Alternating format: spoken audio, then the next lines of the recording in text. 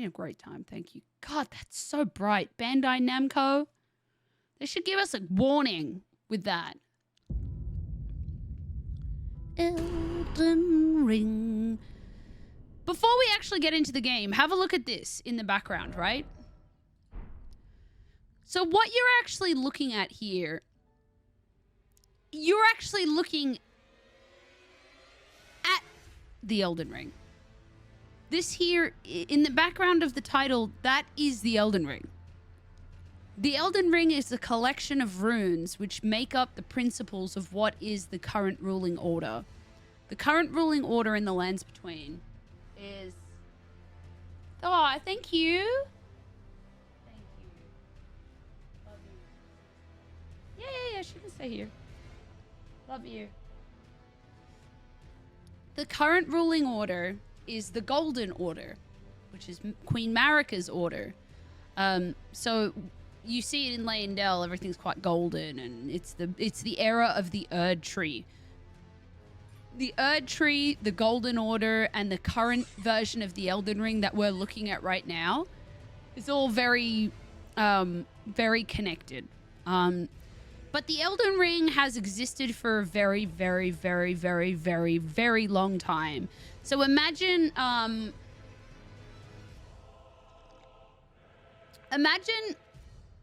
Doritos Chip, by the way. This outfit would have suited that Radical Heights BR before it died. I don't know what that is. I wish I did. I wish I did. It wasn't, Dr. Nerd Rage. I'm sorry. I'm sorry. Elden Ring lore sounds so good. I'd rather find the bellend that plumbed these airlines and shove a watermelon up his ass. So since last Tuesday? Wait, what?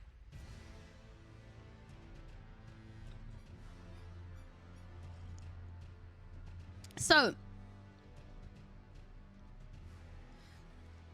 Oh, I see what you mean, AJ, you bastard.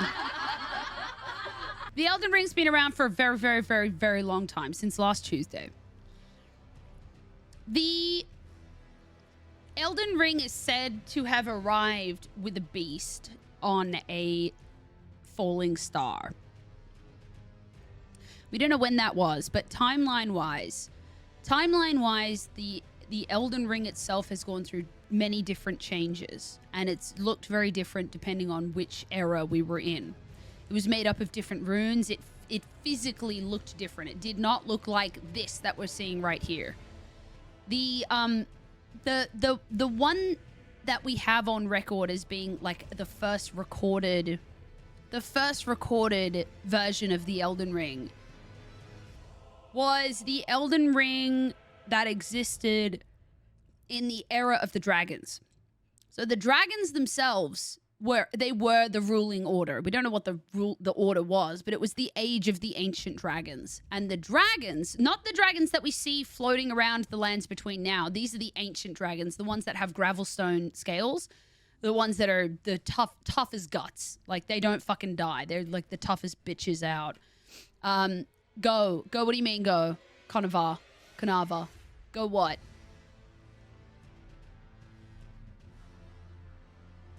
Go what? Tell me. Go. Tell me what. Go. Go what? Go. Tell me. It'll be interesting what you say next. What you say next could decide your fate, Kanava. Go what? Do you mean go into the game? Are you demanding I do what you want me to do? I need to know. We're all waiting for you, Kanava. You have the floor. You've got the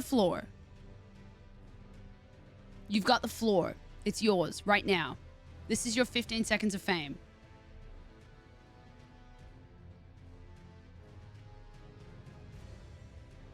They mean go on with the lore? I don't know if they mean go on with the lore, if they mean go into the game. I'm waiting.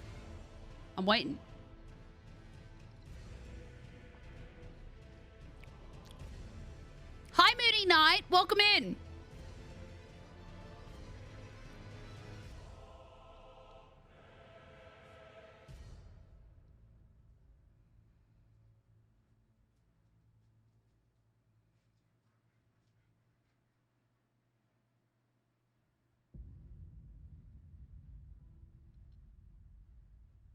Wow, seems like they all of a sudden don't have much to say.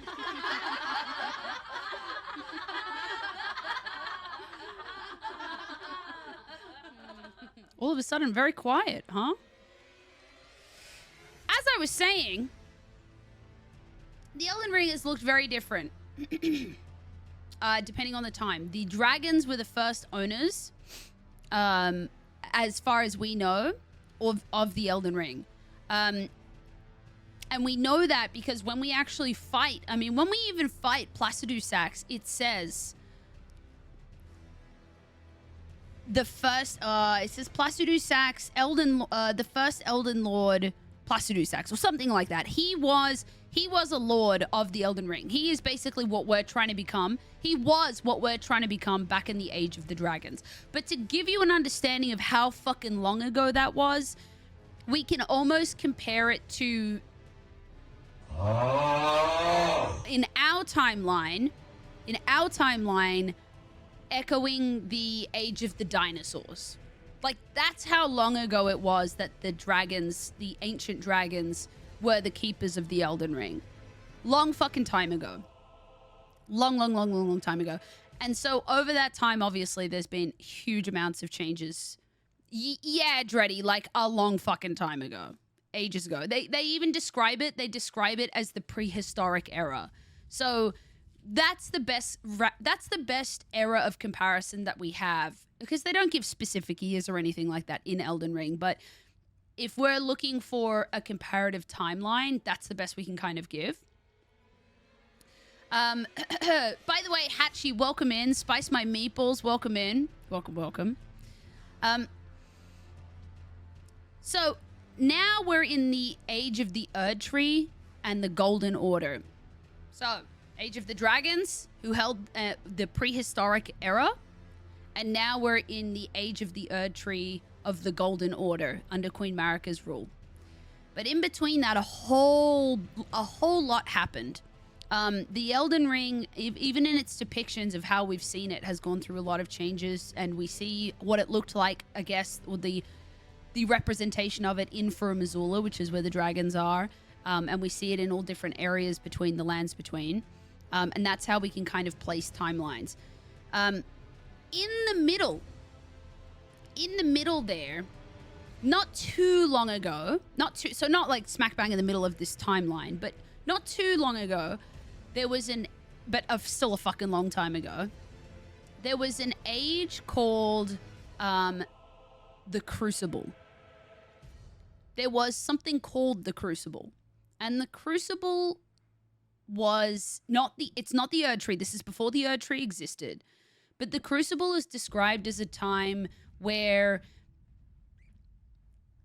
it was an abundance of growth. There was so much growth, and there was so many changes, and so much life, and everything was basically chaotically fighting for victory. So it was an age of, there is an age of abundance. There was actually an era called the era of the Age of Abundance, but it's abundance in terms of there was growth, there was different Maynards.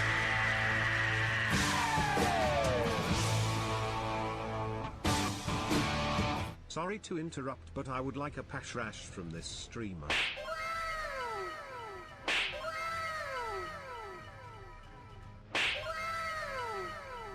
How was that, Maynard? How was that? A little kiss from Dad. A little kiss from Dad. A little smooch from Dad. Little kiss from Dad, Maynard. Maynard with the tier 3 and 15 fucking months.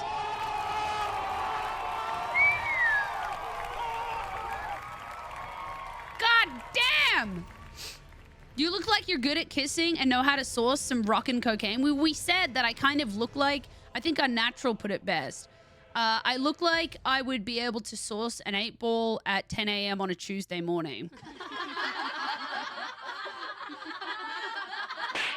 And I would. And I would. Especially for you, Maynard. Thank you for the tier 3 and 15 months. Maynard, by the way, so you know how now the partner points, or the PP points is now at 300. Did you see that news? If I get oh my challenge fucking pissing. God. That's right, challenge pissing. Enigma, do you want a little kissy too? You want a little kissy too, Enigma? You want a little pash frash from Dad, Enigma? You want pash frash from Dad? You want a little.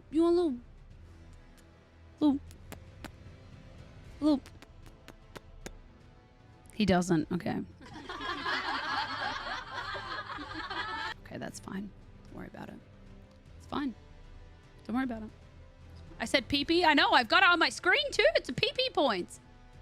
It's the pee-pee points. Yeah, that's right. That's right, Maynard. But I kind of thought, I was like, holy shit, that means we've already made it for this month, but it starts next month.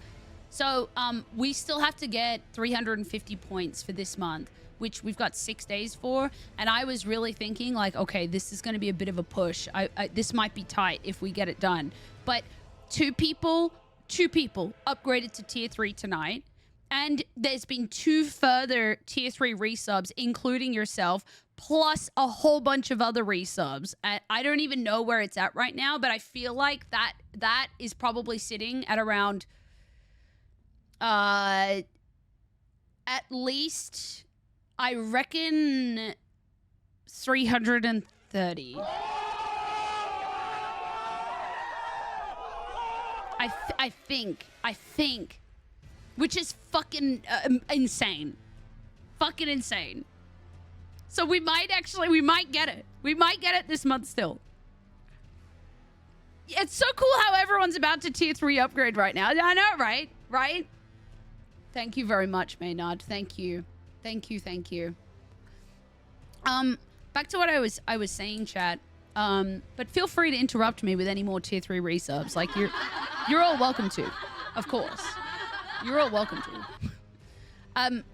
We're talking about the timeline of the Elden Ring itself, and we're looking at what the actual Elden Ring looks like right now. Well, kind of, because the Elden Ring's been shattered, but, you know, this is the Elden Ring. So there was an age somewhere between, you know, the ancient timelines, the prehistoric era of the dragons holding the Elden Ring, and then when the current era of the Elden Ring and the age of the Erd Tree.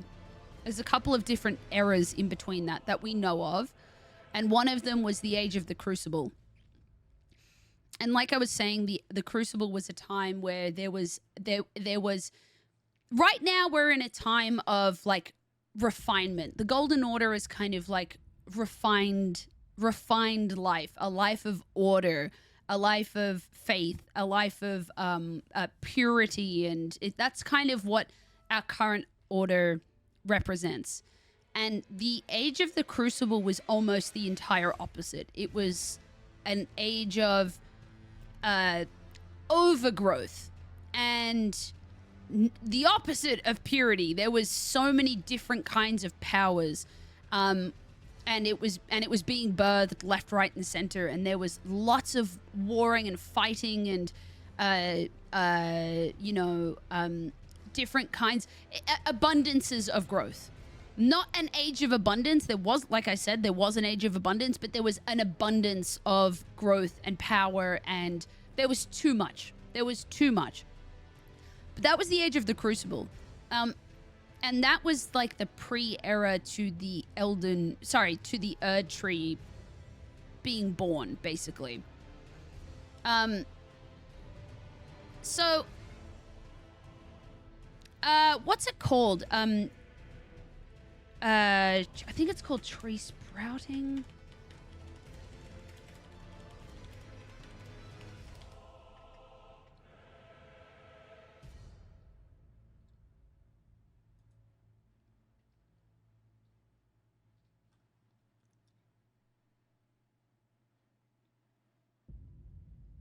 I think a synonym for it is stump sprouting, but I can't remember the exact word for it. But basically, when you cut down a tree, you get all of these sprouts that kind of come. You've probably seen it, right? Like you see a stump that's been cut, and then there's all these individual sprouts coming out of it and trying to vie for power. that is a good depiction of what the Crucible might have looked like. All of these different sprouts that are basically in competition to be the strongest one. Heaps of growth, lots of growth, too much growth.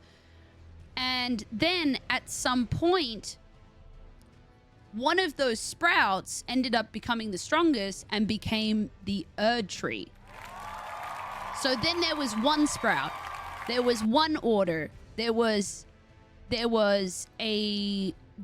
order. That's kind of how we can look at what the Age of the Crucible was and then the Age of the Erd Tree was. So keep that in mind as we kind of continue on. I'm going to show you some examples, but that's kind of a way to describe what the Crucible was.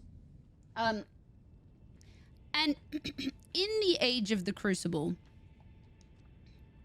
we see them now. We see, hold on, I've got to turn my controller on. There we go. This is kind of a very involved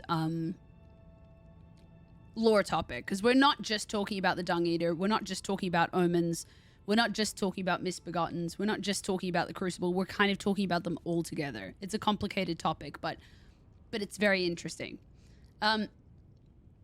During the age of the Crucible, different kind of creatures were born, and they were born very typical of the Crucible. And like I just explained, like we now know, who is the Dung Eater? We're going to do the whole Dung Eater quest line. So we'll learn who the Dung Eater is. But this is all very relevant to the Dung Eater. Now we've just explained what the Crucible was. The Crucible was an age of overgrowth. And so the creatures of that era were also reflective of this. So you see creatures like the Misbegotten. The Misbegotten they're kind of like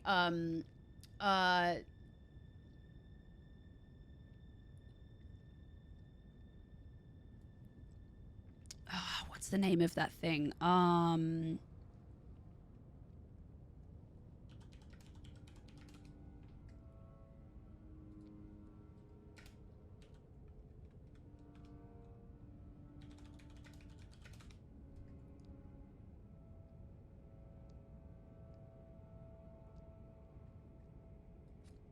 It starts with a C.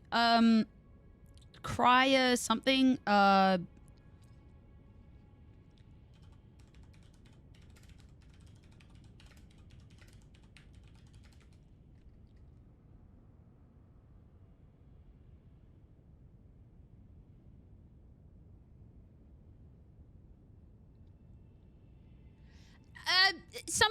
Somebody help me. The episode from Full Metal Alchemist, the sad one, the Edward, she gets turned into a what? A cryer something, a fucking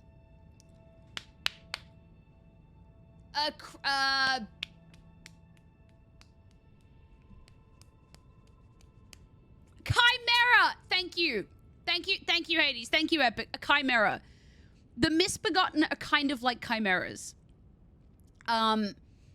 So they're kind of, I don't know, they're not really dog-like, but they've got kind of humanish faces. They've got a very human-like mouth and human-like teeth.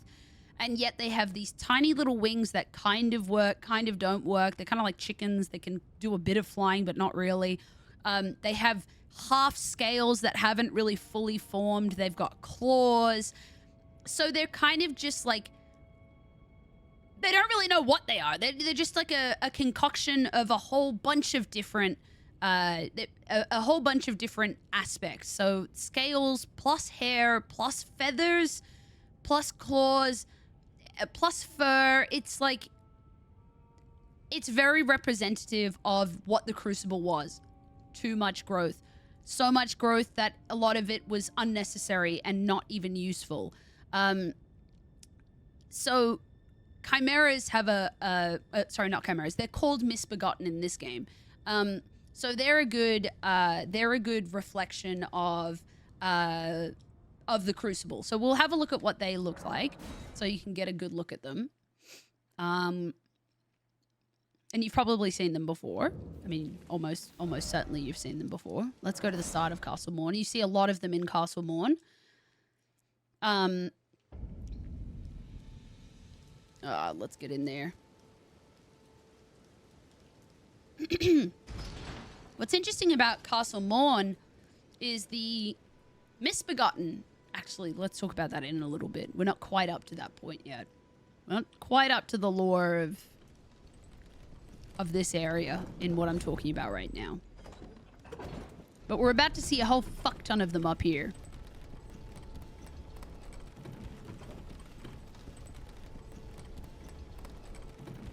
Pretty much, Bowtie. All right, so here they are. See if we can kind of sneak up on one without it getting too aggravated. So you can see he's got a tail with like scales, but it's got wings and feathers.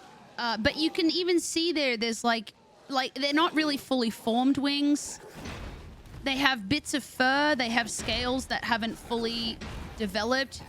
They've got a mouth like a human, like they've got very human-like teeth.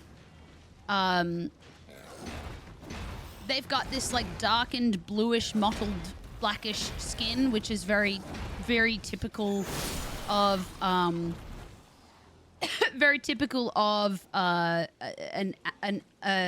creature of the Crucible. There's like a horn section on their thigh. Like they're just. It's just like, what the fuck are they? They've got bits of everything, right? So they're a very good example of a creature of the Crucible. Crucible is pre-Erd Tree, correct? Like the time just before the Erd Tree. And then we have another very good example. I think there are a couple up here. In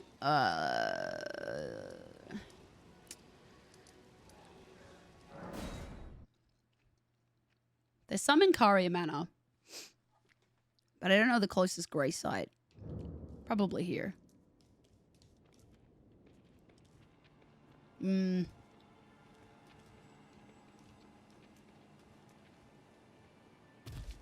Over here, no.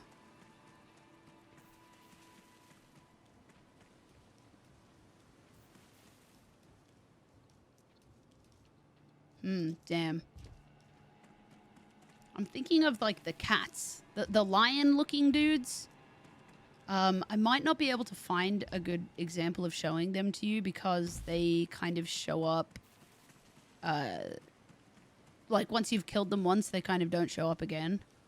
I still might be able to find one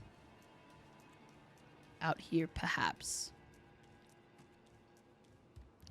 These are like a lion. They got some good ass dental work, right? These are like a lion type creature. They're also seen as a creature that would have come from the era of the Crucible. But I don't know if I'll be able to find them down here. I reckon that's a death. Yep.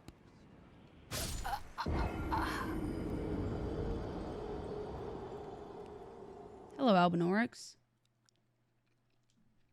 Hello, Albinorix.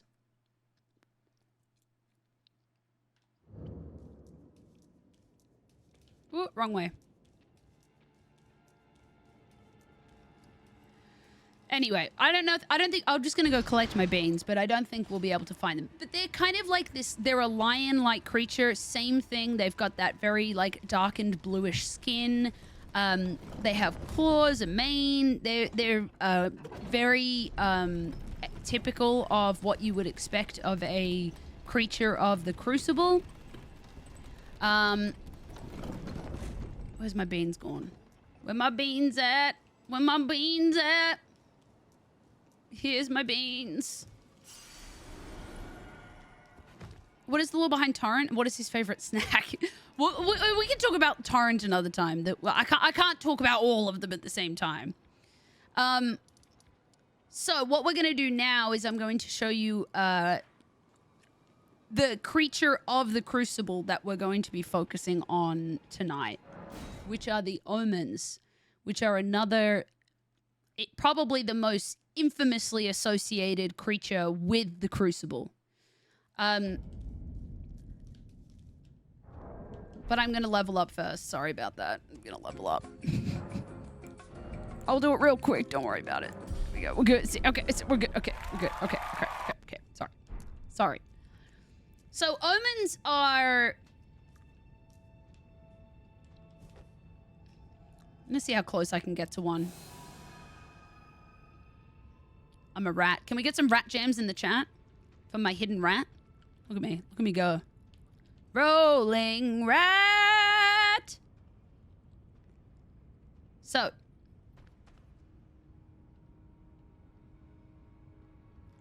This right here is an omen. Ghastly looking things, huh? Believe it or not, old mate that we're looking at right now is a human. That is a human. He was born a human, but so happens to be afflicted with what we call aspects of the Crucible. So, aspects of the Crucible are everything we've just explained. The elements that we see which make something typically a creature of the Crucible. So, what we just saw, the Misbegotten, or those chimera-looking creatures, they've got feathers, wings, but scales and tails and teeth and hair and lots of things that they just don't need, but that it grows just because. It grows just because it was the Age of the Crucible, where there was just fuck tons of growth and lots of different power and too much growth. So, Omens were born humans, but are affected by aspects of the Crucible. So you can see they're probably the most identifying feature, as you can see with this guy here too. Lots and lots and lots and lots of horns. Lots of horns. Horns. And their horns are associated with their powers as well. They can also sometimes grow tails, scales. They have very thick skins. They look very brutish. They're big. They're scary as fuck. They look mean. They've got a big gnarling kind of face. And they're definitely what we would call like a creature of the Crucible, and associated with the Crucible. It's bad as fuck to be born an Omen. Because all of these aspects of the Crucible, despite during the Age of the Crucible, I mean, listen, imagine, okay, so even right now, like, let's say somebody is born and, how could I say a good example? It's a good example. I can't think of a good example that I can relate to life here. But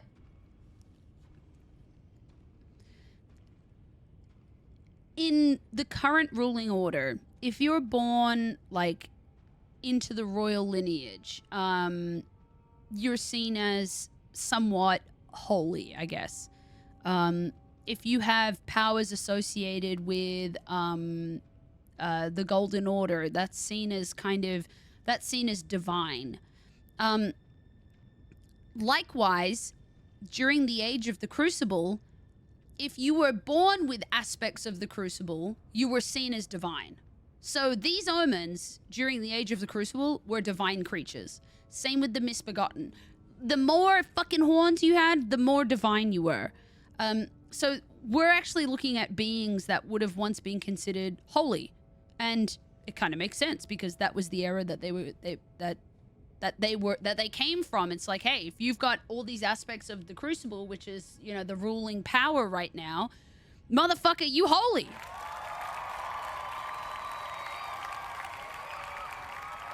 You holy as fuck. Hi, Peril, by the way. Welcome in. Welcome. But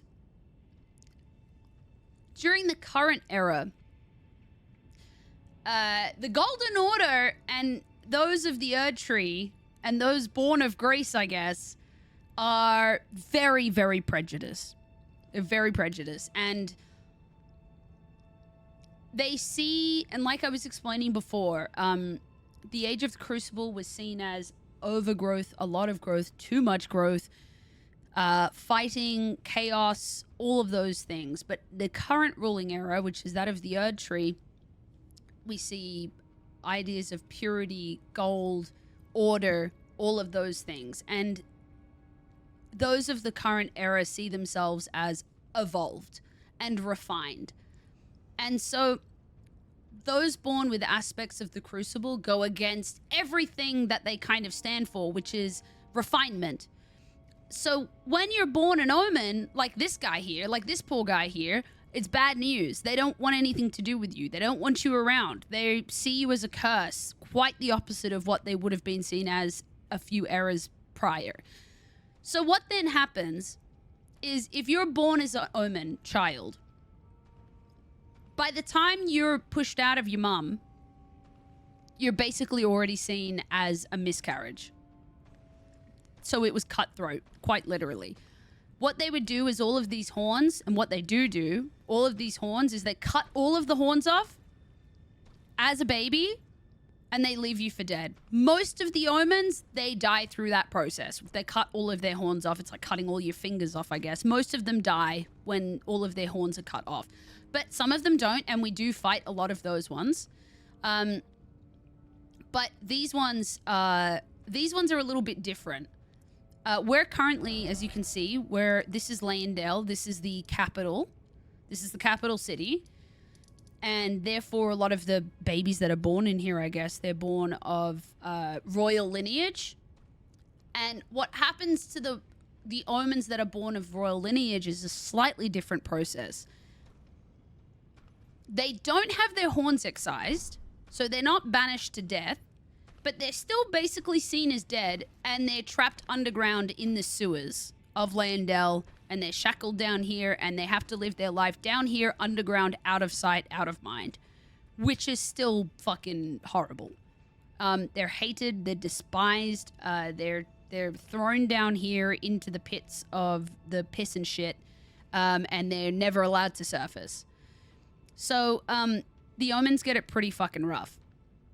The regular Omens, so ones that aren't born of, like, a royal lineage, they are, like I said, their horns are excised, but they're so bad that the ones that do survive throughout that, after that process of getting their horns cut off, the ones that do survive, they're hunted. There are Omen killers. They're out there getting hunted. So, like, even if you do somehow miraculously survive that barbaric affair, you're still fucking hunted. You're fucked, man. You're fucked. It sucks to be born an Omen. Even though these dudes are technically human, they just have these... They're born with aspects of the Crucible. So it's a bit like a throwback, I guess. Anyway, in a nutshell, that's the Crucible. These are the Omens. And that's kind of their story. But on the surface, it's pretty unfair. Like, you and I could look at that and go, okay, I get why this dude would be looked at and seen as pretty gross. You probably all did too. You probably looked at him and went, ugh, you know, ugh, he looks bad. But when you then kind of think about all of that, together, you go, oh, actually, yeah, they're treated really unfairly. Like, why the fuck do they treat these guys like this? That's fucked up, bro. Any of us could see that. We can see through their visual appearance and go, yeah, they're treated disgustingly. But outside of that surface level prejudice towards the Omens, there is some merit to why they are also feared. And that is their Omen curse. So they do have like a curse within them, and it is related to their horns. When their horns are cut off, they can't use their Omen curse. But when their horns aren't cut off, they do have some powers. And you actually can see that. We were talking about this earlier in the stream and on yesterday's stream. If you fight 2 of those omens side by side, oh, they've been through some shit, Antis. Oh yeah, they've been through some shit. If you fight omens side by side, and one of them that has their horns excised and one of them that does not, the one that doesn't have their horns excised will actually use that. It's kind of like a yellowy brown flame that they use. And I'll fight one of these in a minute, so you'll get to see it. It's like a yellowy brown flame, and that's where most of their power comes from.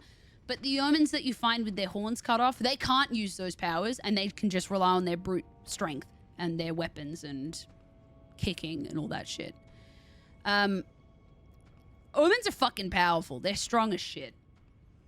It's not... The game doesn't make it clear what exactly... where and what exactly their powers come from, but it is pretty well speculated that their powers come from souls of those who have been cursed by omens or an omen curse. Then they die, and then they basically have their souls that they can use, like souls on tap. They got souls on tap that they can use as power. Which is kind of fucked up too, because people, they don't then get to die an honorable death. They don't get to rest properly. They're just kind of used and disposed of. Used and what's the word I'm looking for? Dispensed by the omens. Yeah, so there is a bit of yikes to it. Yeah, Mage Gunner. It is. Yeah, it is. Yep. There's a bit of yikes to it as well. But it's not their fault, to be fair. Like, can you imagine? Exhausted. Not exhausted because they can keep using them. Like, those souls, they never die. They just keep using them. If that omen dies, I mean, those souls, I guess, go to another omen. I think these omens kind of can access, like, a different plane of, like, a river of souls that have been cursed by these omens.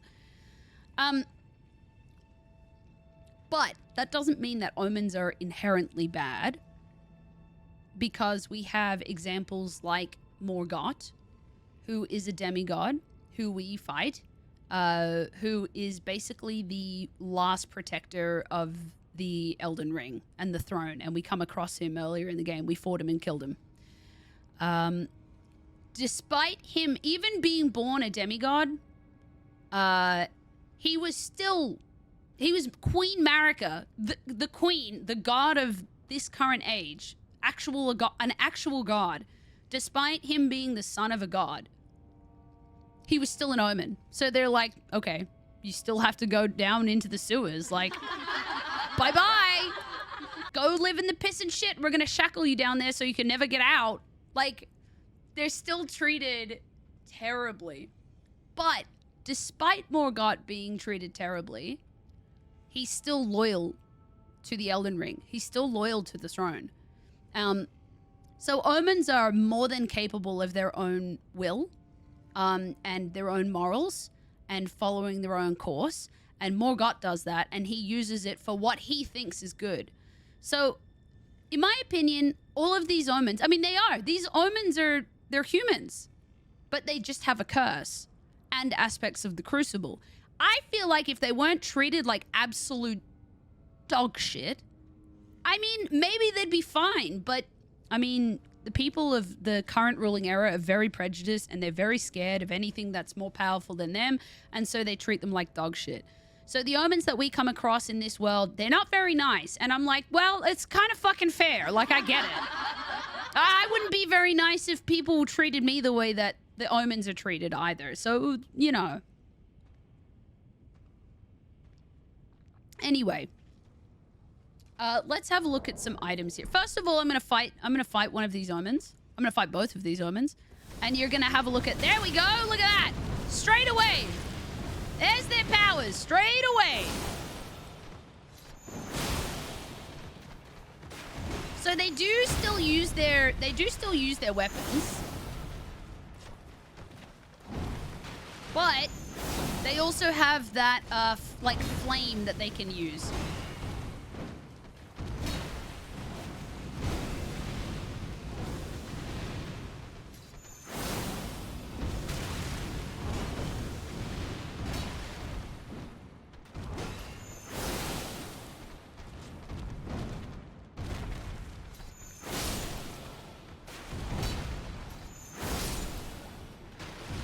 Pretty cool, huh? But yeah, there you can see all their horns. Look, he even has like a weird little tail. So that's just more further proof of what the Crucible was, which was just an abundance of growth. So now you've had a look at that. Let's have a look at a couple of items, which will kind of echo basically what I've said. Because I don't want to just talk a whole bunch of shit without any kind of proof, I guess, of what I'm saying. Let's have a look at... we got any key items that we can have a look at? Let's have a look at... we're going to look at that later. Seedbed Curse.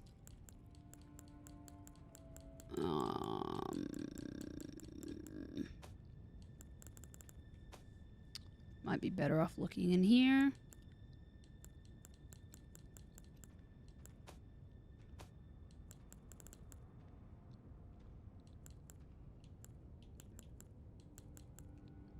Here we go. Omen Baron. Omen Bairn. So, in the image you can even see in this little doll, it looks like a little baby with all of these, like, not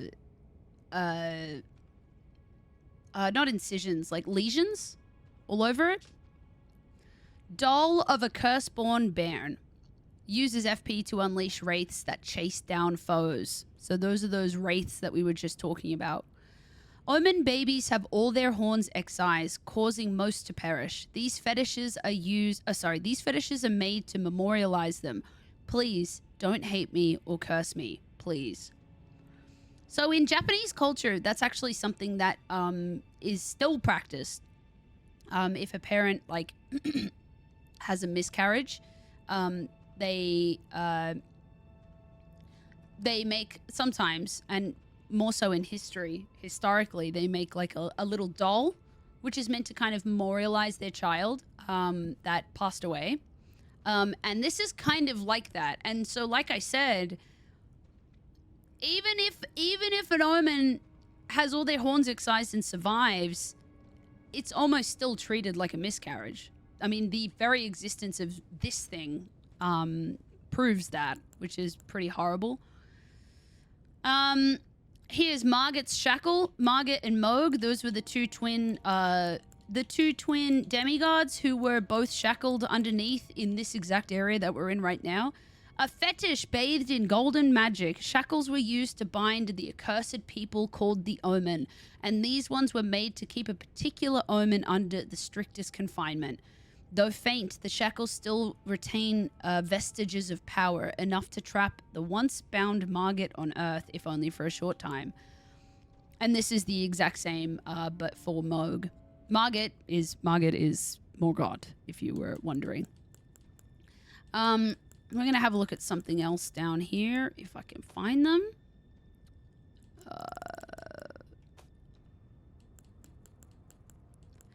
All right, we're going to have a look at these. Now, those relate to the omens. These relate to the Crucible. So you know how we were talking about the Crucible just now? And aspects of the Crucible? So they all have a very, very, very, very similar description with some slight differences. This one is Crucible Scale Talisman. A talisman fashioned from a scale that embodies the aspects of various creatures. Said to have grown on the human body long ago. Reduces damage taken from critical hits. A vestige of the Crucible of primordial life. Born partially of devolution? Excuse me. I don't think I've heard that word before. It was considered a signifier of the divine in ancient times, but is now increasingly disdained as an impurity as civilization has advanced.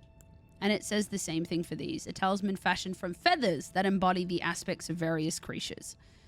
Vestige of the Crucible of primordial life, blah, blah, blah. Considered a signifier of the divine of ancient times, but now disdained as an impurity as civilization has advanced. And this is the same crucible knot. This one I think is symbolic of the omens. This one of the misbegotten, and this one of, I'm not sure, but yeah. Here in Brazil 20 years ago, a child needed to plant around his 2 or 3 years, then they'd be given names because the death rate before this age was simply too big, right? Yeah, I'm with you. Yep. So those are some, I guess, a little bit of proof of just exactly what I was talking about.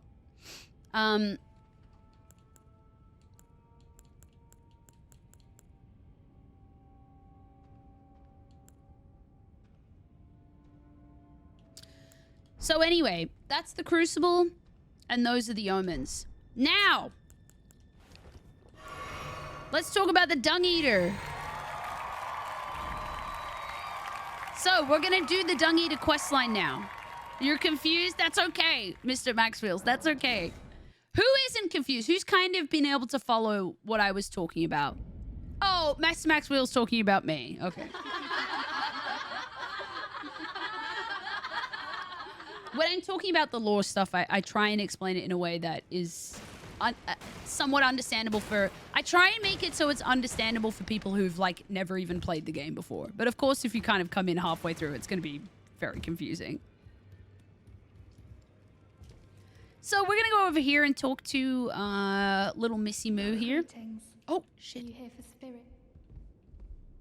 What were you saying?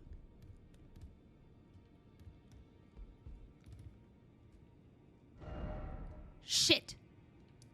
Hold on, let me go back. I missed what he was about to say something.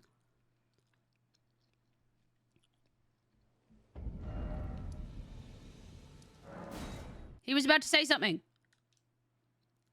Fuck.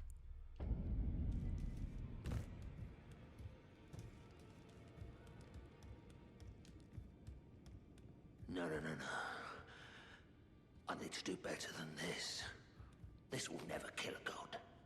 I can do better than this. It needs to slay a bloody god. God, I love Hugh. Oh, it's you. Don't pay me any mind, it's not important. Just lay out your arms.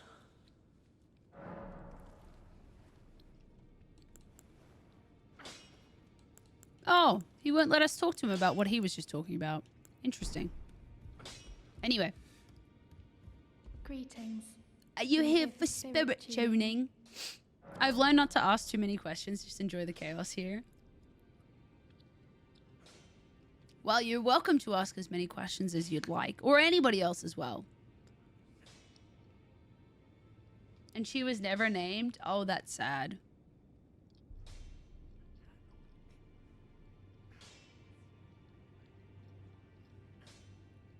I had never played this game. I thought you did just fine. I'm pretty impressed, actually. Warms my dusty old heart to see a streamer showcase how much they love their game. Thank you. I do love this game. I do love this game a lot. Okay. So, Roderica is going to... I'm glad you like it, Moody Knight. You went to the bathroom. We're about to start talking about Dung Eater now. It's not going to be such a simple explanation because we're going to go through the... we're going to go through the quest line for Dung Eater now. But it's really good to have that context before we start talking about this, because we can talk about the Dung Eater without talking about the Crucible and without talking about the Omen. But this gives really good context to understanding exactly what the Dung Eater is and what he's done and what we're about to do with him. So, Roderica's going to talk to us right now. I can hear it from across the wing, past the round table. The howling and wailing of spirits in fear of the curse. I can even hear the repulsive, twisted malice in itself. You should keep your distance. I know you're strong, but please. So she says she can hear the howling of many, many spirits and how twisted it is and how fucked up it is. So she can sense, I mean, she is a spirit tuner, but she can sense that there's something not quite right that's going on in the round table. Something not very right at all. Let's listen to that again. From across the wing, past the round table, the howling and wailing of spirits in fear of the curse. I can even hear the repulsive, twisted malice in itself. You should keep your distance. I know you're strong, but please. So, she's talking about spirits and in fear of some kind of curse. And of course, she tells us to keep our distance, but we're not going to do that. Imagine. Imagine keeping our distance. What? Whoa, who's this? Hey, Killjoy, nice to see you. Hi, Bunny Rex, did you take that shirt off a dead tourist? No, I actually got this shirt from Hawaii.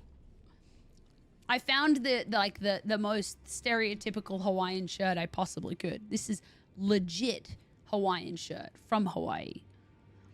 Okay, so now we find this in a corner of the round table. Now, I want for those who don't know, we're in the round table. This is kind of like our base.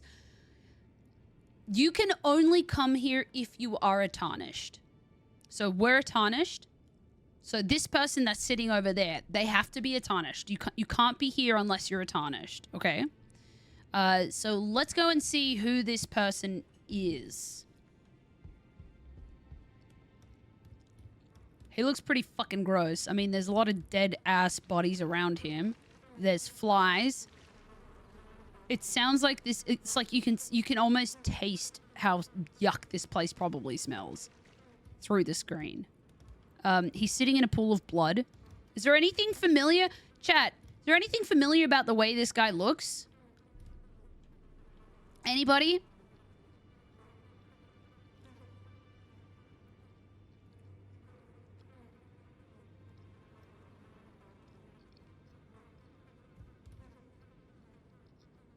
Anything about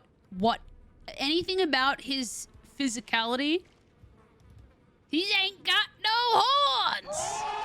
He ain't horny. The man's ain't horny. That's right. That's right. He ain't got no horns. So he's not an omen. He can't be an omen because he's in the round table. That means he's a tarnished. But whatever he's wearing sure as shit looks like exactly how the omens look when their horns have been cut off. He looks like the omens, but with the horns removed. Yeah. Chat, you guys are fucking smart as shit. Exactly. Exactly. So he looks like an omen. He can't be an omen because he's here. Are you about to become like him, considering you're a tarnished too? No, not necessarily. No. But he's wearing, this is armor that he's wearing. He's actually wearing armor. So it's his, so he's just like us, except he's wearing armor that is made to look like an omen that's had its horns cut off. So keep that in mind. Imagine you're wearing the clothes you wear. You obviously wear the clothes you wear because you like them. Or if you like a particular streamer, you might wear a t-shirt that has their name on them because you like that streamer. Kind of like this guy who's wearing the armor that makes him look like an omen. Maybe he likes omens. Let's talk to him. Have you ever felt the curse? With your whole being, the pox upon life itself, feared and despised by all. The reviled blessing. Apparently not. You are but a lamb, a stranger to defilement, ignorant of your own ignorance. You no longer interest me. I've been long without peace. Don't spoil my quietude. Interesting. So he says something about a pox. He says something about a curse. He says something about defilement. He doesn't sound very nice. Let's talk to him again. No. Wait. You have felt the curse. I can smell it on you. The box, yet tender. Apparently my seedbed is ripe and waiting. 'Twas a brief respite, I must say. Go and unshackle my corporeal flesh, trapped in the sewer jail below the capital. Ah! Okay. So he said something. Okay, he says he smells the seed on us. The seed's on us? Your t-shirt says Umbrella Corporation. You big fan of old mate Wesker, huh? You a Wesker fan, Caller? You a Wesker fan? Your shirt says Diggy. Oh, you're a Dicky fan. Diggy. He looks like Siegmeyer from Dark Souls, but I don't remember if you've said you've played it or not. I have not. No. Hi, Jack. Good to see you. What's the seed? I don't know. Your shirt says bitch idiot. Yeah. Hell yeah, it does. Fuck yeah. So he's mentioned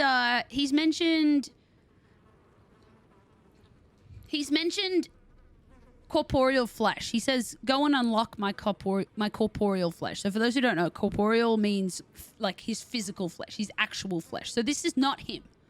So we must be seeing some phantom version of him that has his consciousness somehow, because, I mean, he's talking to us.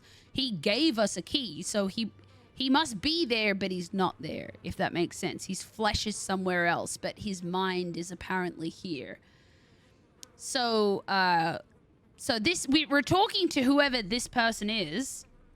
They're here right now, but their actual body is somewhere else. And he's told us to go and unlock his flesh underneath the capital in the sewer.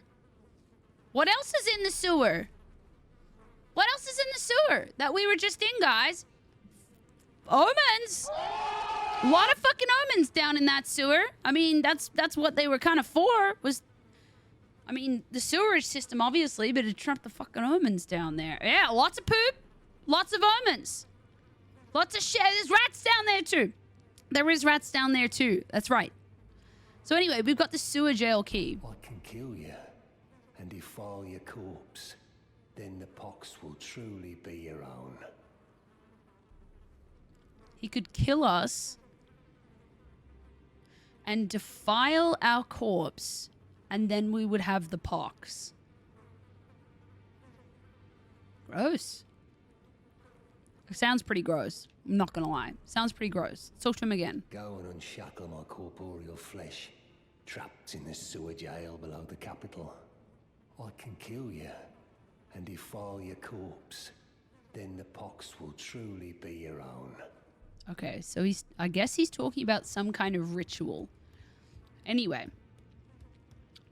let's leave that there. Put a pin in Mr. Dung Eater, if you will. We're still going, though. Put a pin in Mr. Dung Eater. Now, probably a place that you wouldn't have thought of whatsoever. The Prawn Shack, baby! Prawn Shack, baby! Prawn Shack! That's where it's at! Prawn Shack! That's where it's at! Anyway, we're at the Prawn Shack. The first time we come to the Prawn Shack, we meet a guy who's sitting right here. Right here. He's sitting right here, and in front of him is a big cauldron with a fuck ton of prawns in there. He's just cooking prawns. The man is cooking prawns. He's a little bit bristly, but we get to know him. And he says anybody who's a fan of prawn is a friend of mine. He said he's never trusted a man. He's never met a man who likes prawn that he couldn't trust. So he trusts us because we've got the taste for prawn. We like prawn, right? And he fucking loves prawn. And he loves crab. And you know what he sells us? You know what he sells us? An unlimited amount of boiled prawn and crab. This man loves his crab. And he fucking loves his prawn. He loves his prawn and he loves his crab. He's a good guy. He's a good guy.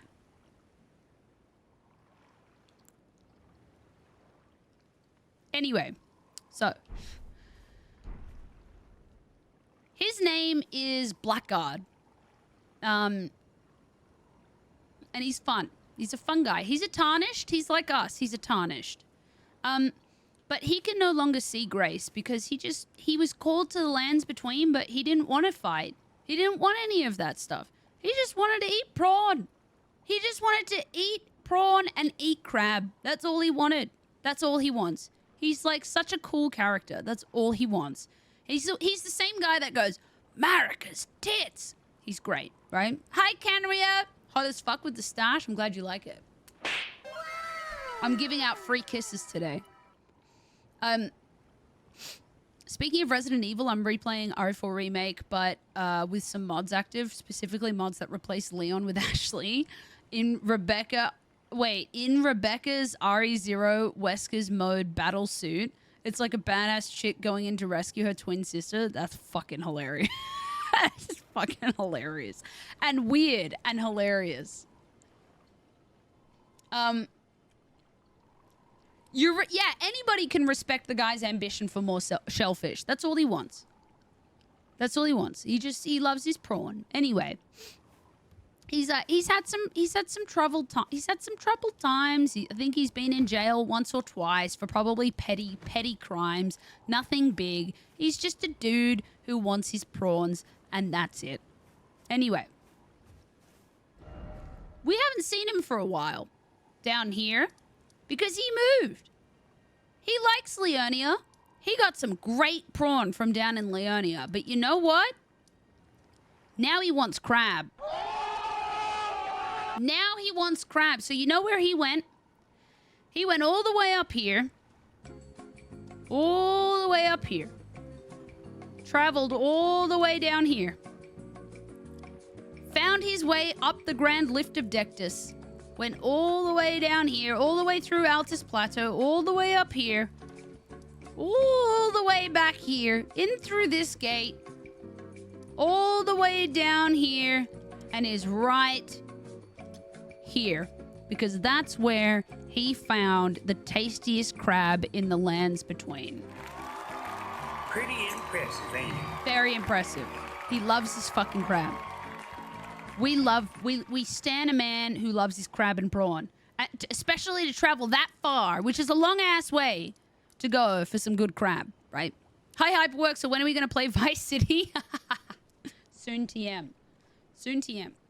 And I promise you this is eventually going to have something to do with the Dung Eater.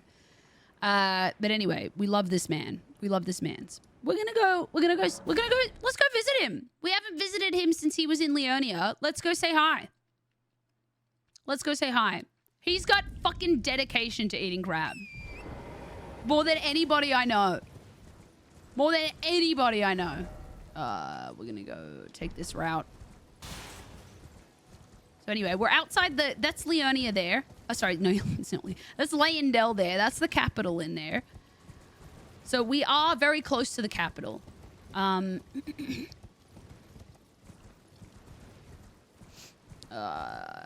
Is this the best way? Keep going this way. Just want to make sure I go the right way to get to him. I get a little lost in this area up here. Ah, he's down here. All right.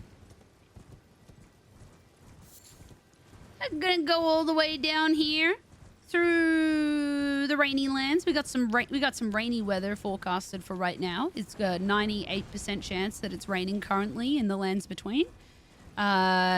Misty skies, but all is well with the Erd Tree. It's still shining.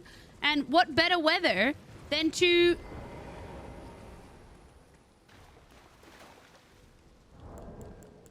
sit down with a dog? I'm just kidding. What better weather than to eat some crab? And who better to eat crab with than Blackguard? My man! My man! My man eating that crab. Look at that. That ain't prawn. That ain't prawn. He's come up here for crab. It's crab time. It is crab time for Mr. Blackguard. Let's talk to him. What are you looking at? Oh, You again, is it? Perfect bloody timing, actually. I got crab. Cooked up fresh.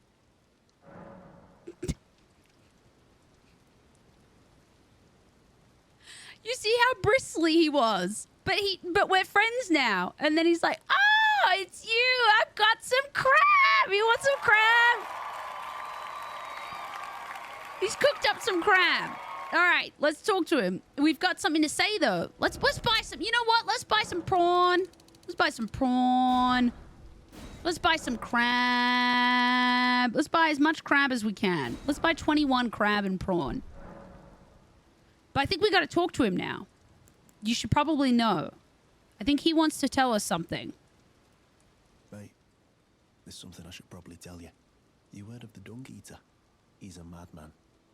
Has it out for everyone. Curses them. Goes round in his rank armor and all. You see him, though. Stay, well, away. I was in the same jail as him once, so I know firsthand. He's a god-forsaken monster. Not just some petty thug like me. Did you hear all that? He knows Dung Eater. We've just heard that name, Dung Eater. He said, have you heard about the Dung Eater? He's a fucking monster. Stay away from him. He's fucked. He said he acknowledges that he's a petty thief and has done some petty crime before, but nothing like the Dung Eater. Blackguard said he goes around in his rank armor. Hey, we met somebody who has some pretty rank armor, didn't we? We met somebody just recently who wears some pretty rank armor. We met him in the fucking round table. We met him at the table of Lost Grace, right? This is sounding pretty similar to somebody we just met. Kind of. Dung Eater. Okay. He said something about he goes around cursing them in his rank armor. Stay well away. He's fucked up. There's a quote. That's what he said. Anyway, let's ask more. Let's probe further. He's a killer. Kills people. And curses the souls. Does all sort of shit to the corpses. To keep them cursed forever. I ain't seen nothing more disgusting in all my years. I ain't ever been more scared neither. Rooted to the bloody spot while he did that to my friend. Did you fucking hear that?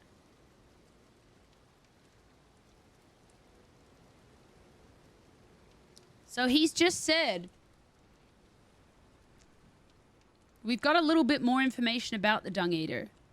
He kills them and then curses their soul and then does all kinds of weird shit to their body so that their soul stays cursed forever.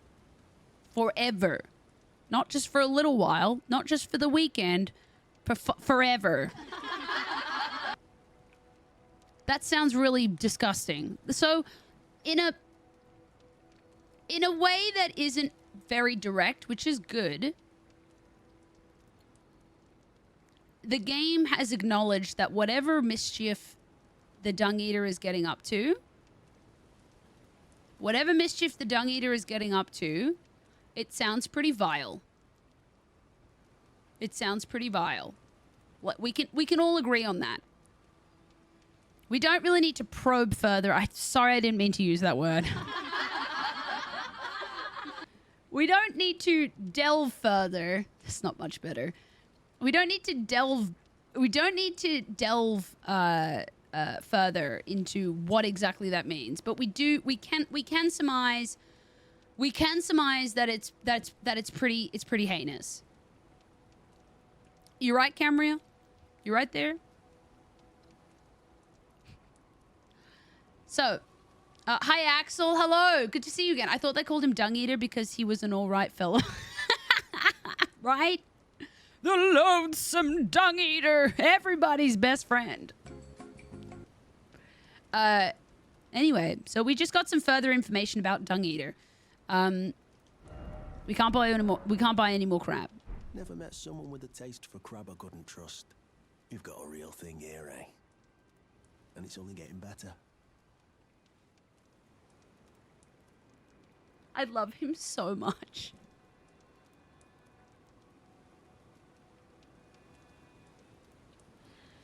Never met someone, he's so cute. Never met someone with a taste for crab I couldn't trust.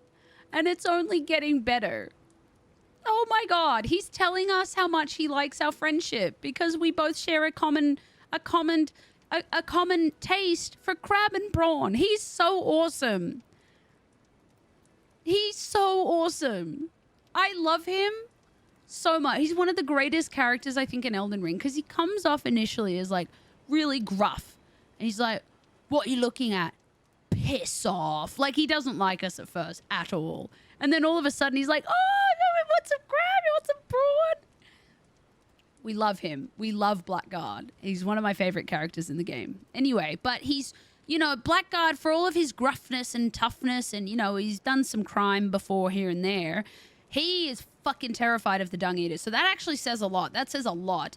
And he also said that whatever shit the Dung Eater gets up to, he did it to Blackguard's friend.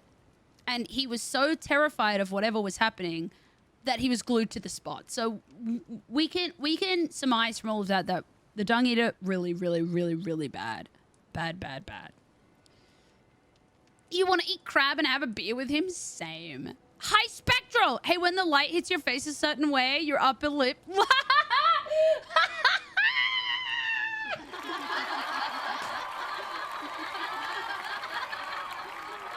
Wow. Mods, can we get a ban on Spectral Sybil, please?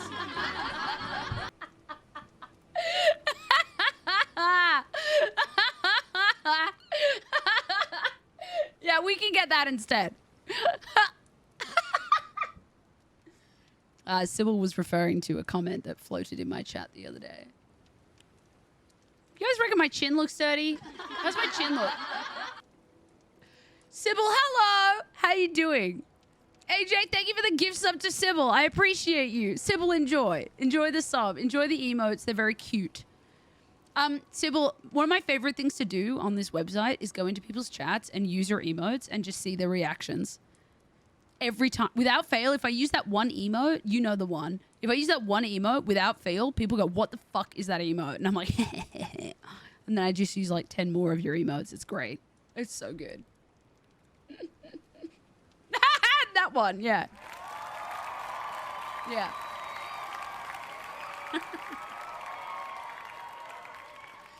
I've tried to think of like, there isn't any more cursed than that. It doesn't get more cursed than that. It really doesn't. I've looked through my emote list, and when I think of like a cursed emote, that doesn't exist. There is nothing more cursed than that emote, and it's great. It's so good. Nah, you know, that's a pretty good one, but it's still not the most cursed, you know? It's still... No, see, still, AJ, still no. They're very cursed, but still no. But still no. Rightio. Anyway, so, I've had that lovely conversation with Blackguard. We've talked about Crab. We've talked about our friendship and how he thinks our friendship's just getting better and better, which is wonderful. But he's also warned us about the Dung Eater and how fucking cursed that fucker is. So anyway, let's go back. Let's go back to the Table of Lost Grace and see what's going on.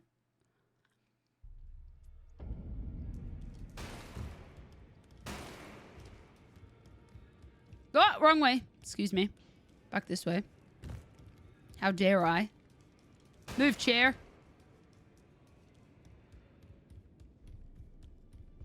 I don't think he has anything more to say to us at this point. I think we just need to go and see him.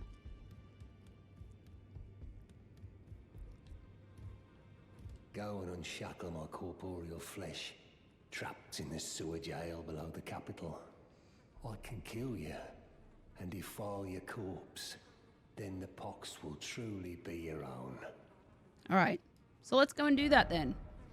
Fuck yeah. Let's go do that. We're going to go and pay a visit to the Dung Eater.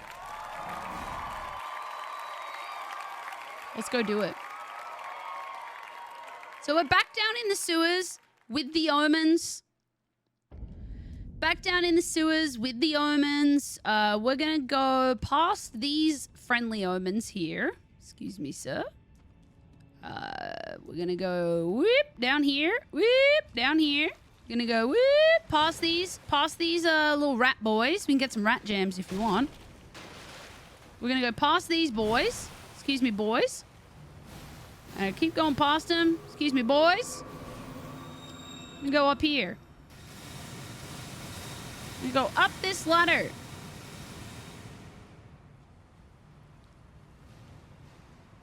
Oh, excuse me. Fucked that up. Put a light on. Right, what's going on up here? What's that? Rune arc. Very nice. Whoa.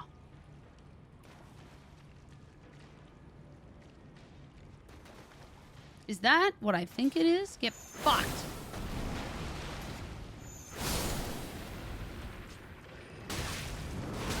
Ow.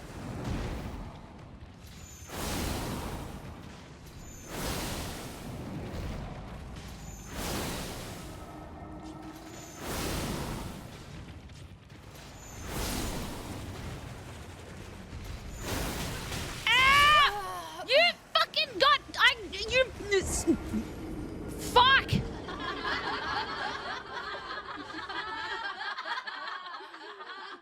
Ow, I just bit my lip too. It's fine. I'll be fine.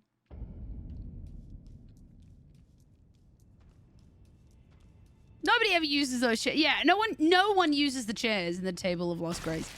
Though I wish they did. I don't know why. I wish when you're there, if you're actually using the grace there, I wish the game would sit you at one of those chairs. I think that'd be really cool.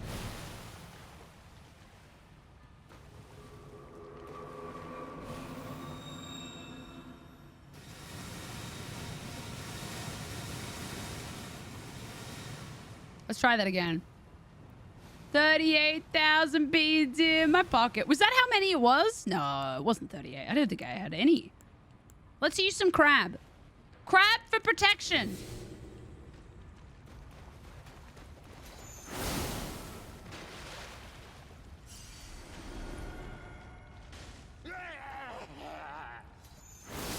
What was that sound? That was an interesting sound, wasn't it?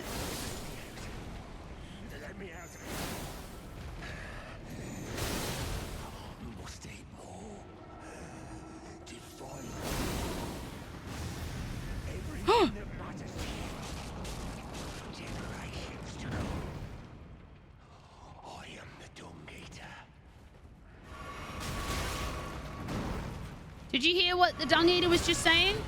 Did you guys hear what he was saying? Sorry, I'm in a fight, and it's really annoying that it doesn't cue that line until you finish the fight.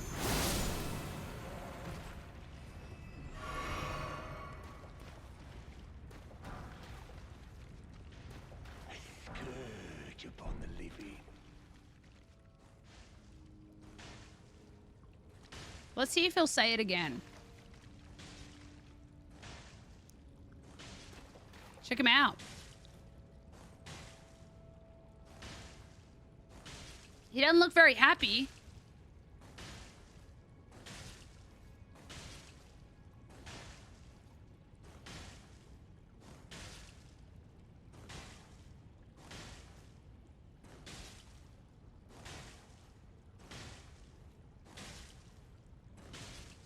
You reckon he's happy? He doesn't look it.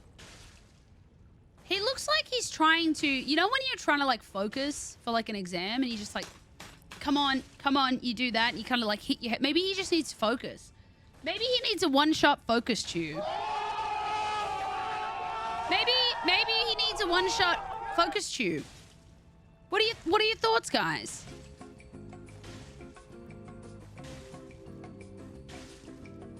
Should we offer him one? What flavor do you think that the Dung Eater would like? I think the Dung Eater is like a, maybe he needs two. Well, you know, the daily intake and serving is 2 chews. So, you know, like orange flavor. Yeah. Yeah, I think I think he'd be a Mandarin orange lad. Let's see. Let's have one in his honor. What do you think? You know, I feel like the Dung Eater, I mean, he's been down here in the sewer jail for such a long time. I feel like he really needs like some fiber, prebiotic, and like just some vitamins. And you know what would be, if he could get with 2 one-shot chews 100% of his daily vitamins B6, B12, C, D, and E, especially vitamin D, seeing as he's been under here for a really long time, I feel like he could be a changed man. We could change him. And if you want to be changed, you can use my product code DADDY in the checkout for 10% off, or use that referral link. Do it. Do the thing. Do the thing.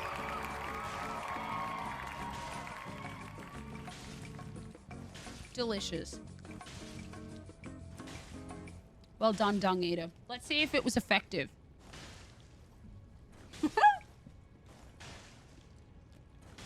All right.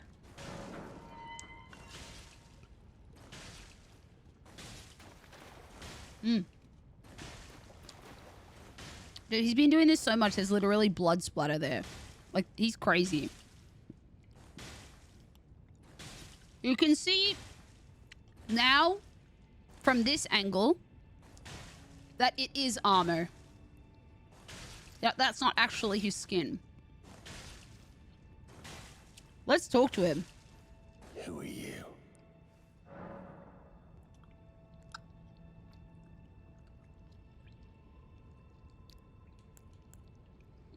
So, it's interesting because he says, "Who are you?" But we met him in the Table of Lost Grace. So it's not very clear why he doesn't know who we are now. But we think that maybe that phantom form that we saw,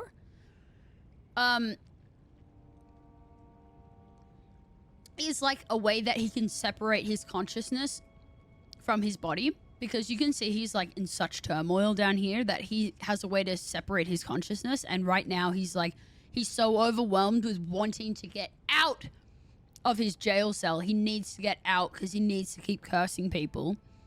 He doesn't even know who we are. So let's say leave your jail. I've been here long enough. I will kill again. And defile each corpse with care. Just to be sure that when they're reborn, they'll be cursed. Along with their children. And their children's children. For all time to come.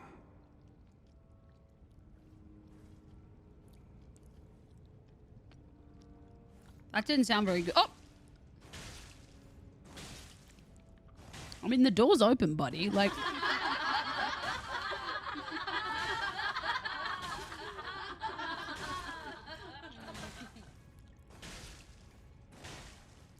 the door's open.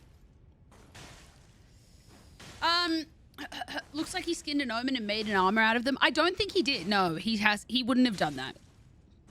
It's armor that's fashioned to look like Omen skin. It's armor that is fashioned to look like an Omen after its horns have been excised. It's not actually organic. It's just the way his armor looks. But it is meant to look like... It's not meant to look like James. It's meant to look like... that's what it's meant to look like. Hi, Time Particles. Welcome in. Just like with the Omens, precisely. He looks like a real fungi. Ah! Good one, Harvey. Welcome. But yeah, we've been doing as of the last 2 hours, I'm doing a whole lore breakdown of Omens, or the Crucible, aspects of the Crucible, creatures of the Crucible, and Omens, and now we're on the Dung Eater because they are all connected. So we're now doing the Dung Eater questline. So we're kind of talking about it now with the context of Omens, the Crucible, aspects of the Crucible, creatures of the Crucible, all that stuff. Imagine if it is meant to look like James, right? I will kill again and defile each corpse with care. Just to be That's all right, sure breadcrumbs. that when they're reborn, they'll be cursed, along with their children and their children's children, for all time to come. Cool. Anyway, that was a real interesting visit, wasn't it? So I guess we've set him free for some reason. Obviously for the plot, we've set him free. That's all right. I knew you were doing it for something else. I was like, oh, the timing. Oh, you poor thing, the timing. So we've set him free. Let's go back and talk to his more calm and collected consciousness at the Table of Lost Grace. Hey, Sandful, he gives off a part of the crew, part of the ship vibe. Yeah, he does, doesn't he? He does. Yeah, very similar vibes. Fuck those chairs. Fuck that chair and this chair too. Let's go back and see him. So this is his consciousness, and obviously a much calmer version of his consciousness, which is gone. What's this? I'll defile you next. Come to the Outer Moat.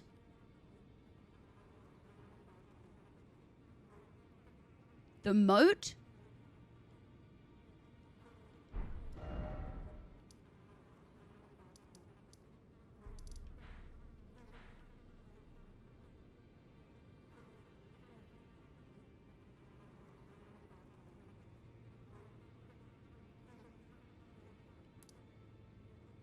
The Outer Moat?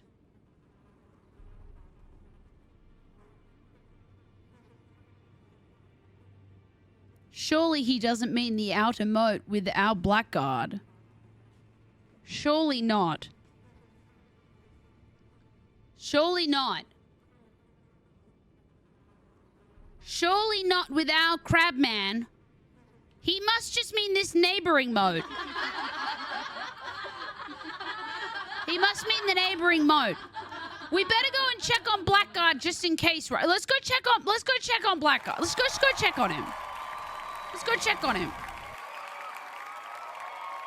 That is disgusting, AJ. Let's just go check on. Yeah, Mage. Let's just go check on. Let's go check on Blackguard. Let's make sure he's all right. Let's make sure he's okay.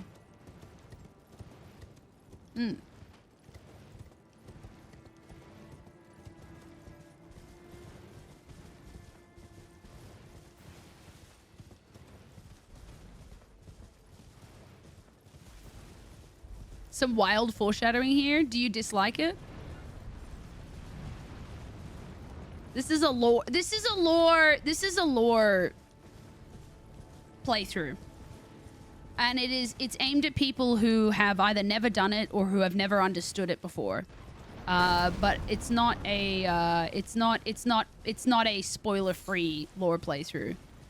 I do these very in-depth so that everybody can really understand what's going on, because this game, the lore is very confusing and very complicated, so I do my best. Ah! Oh, thank God! He's still there! Ah! Ah! Ah! Ah! Fucking Jesus Christ! The fucking... Brother, the dragonflies! Get out of here! Oh, no, it's a fucking crab! Fuck me. Hold on.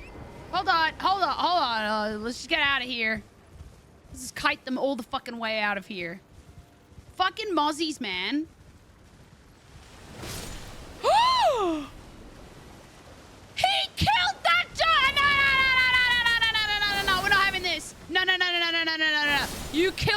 dog. You fucking... I can... No!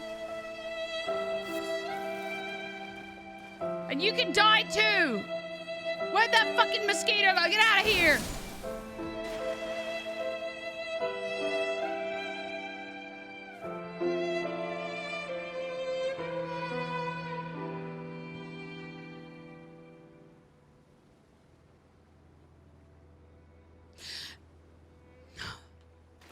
But I'm still gonna loot his body, you know.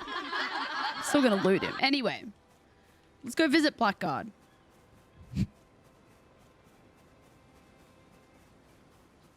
He's still here? He's just cooking crab? He's cooking crab? Look at these little crabs. They're hanging out. They're just hanging out. He's hanging out with his crab friends. Let's talk to him. Hey, bestie. All right, mate. Want some more crab, do you? Let's talk about the Dung Eater. No, give me some crab first. Yeah, give me some crab. Give me some crab. Give me all your crab. Well, give me your crab. Give me your crab. Give me your crab. I will take 20 crab.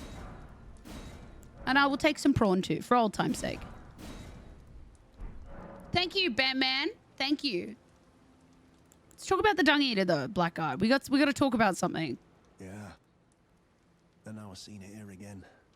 Never thought I would. What he does to those bodies. It was him. No question. That monster. He's lurking round here. I must say, so we've now talked about it. We're talking about how this Dung Eater guy, I'm pretty sure I've just seen him. And even Blackguard said okay. So we now know like how badly Blackguard fears Dung Eater, and I think fairly so.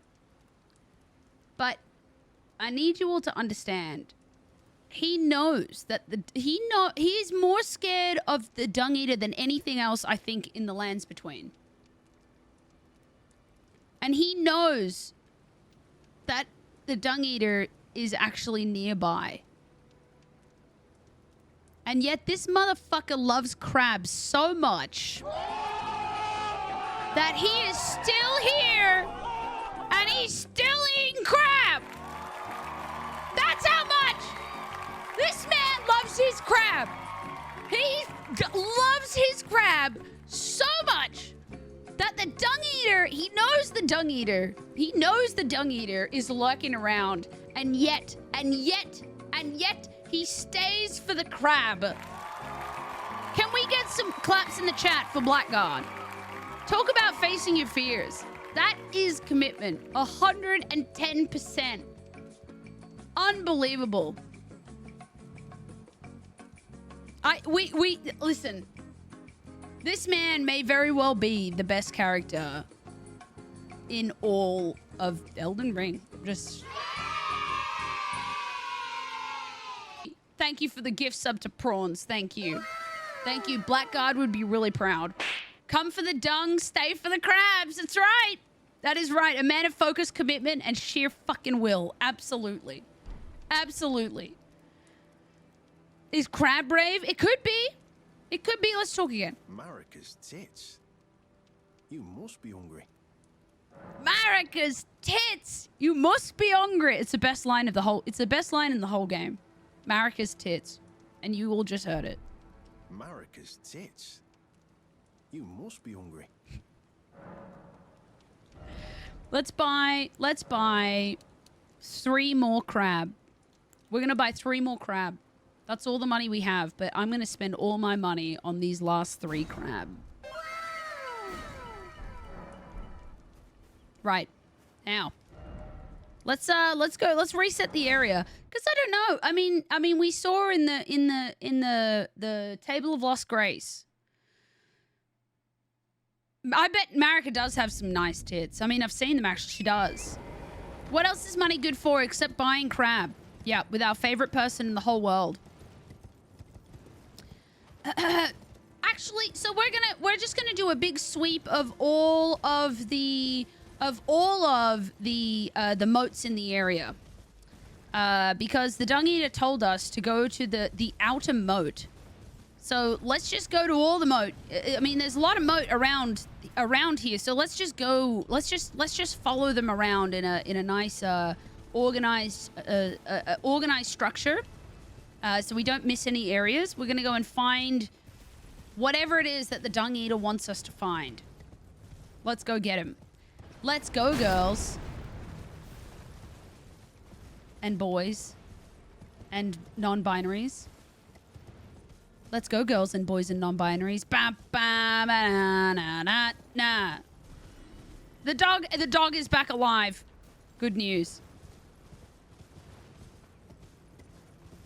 Hello!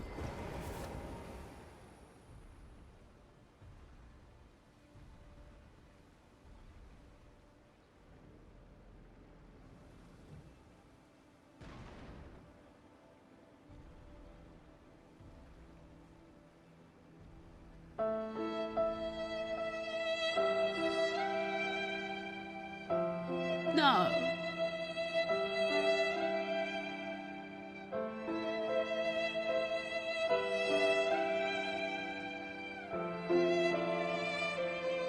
No.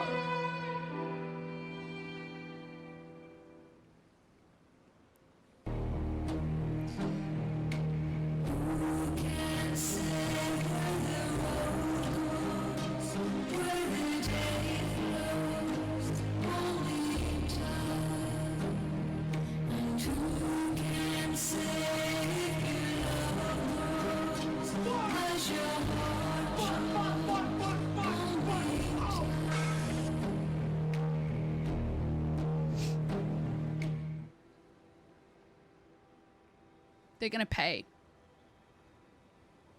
They're gonna pay.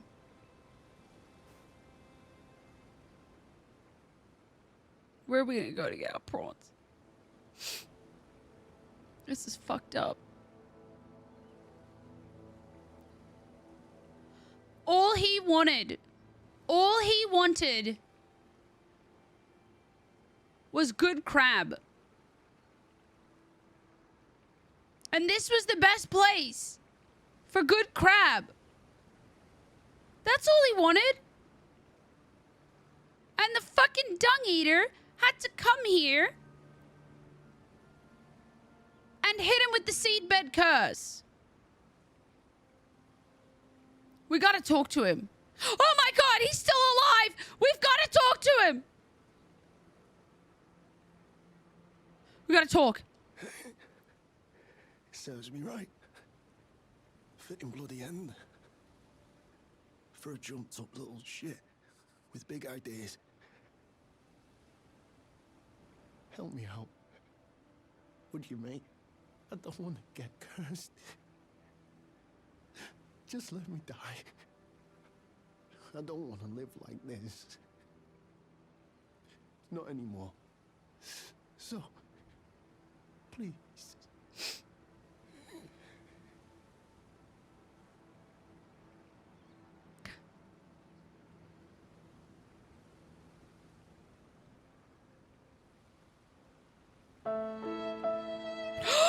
The Dung Eater is here.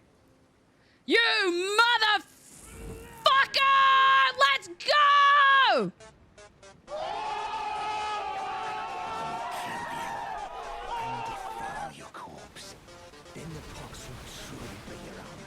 Get shit on by crab!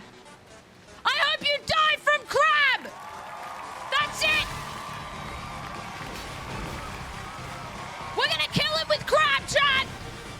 We're gonna kill him with crab!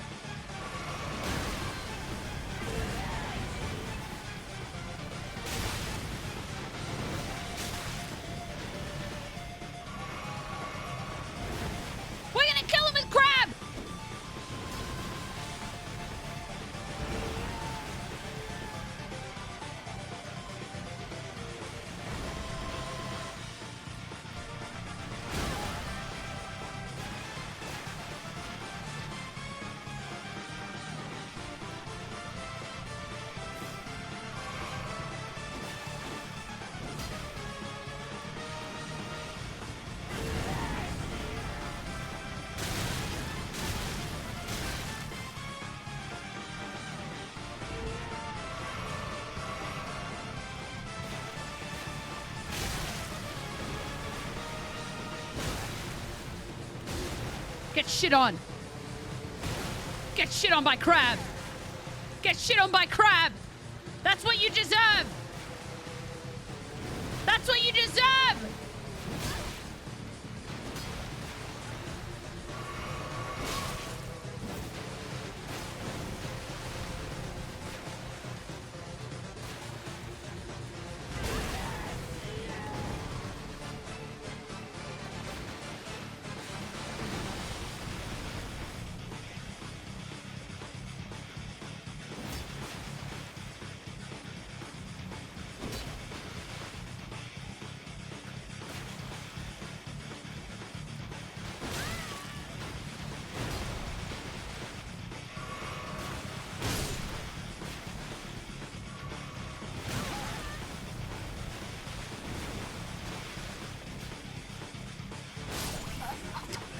Fuck!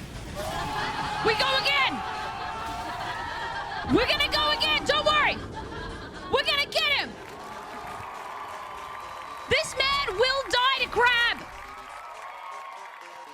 This man will die to crab! Can we get some massive crabs in the chat?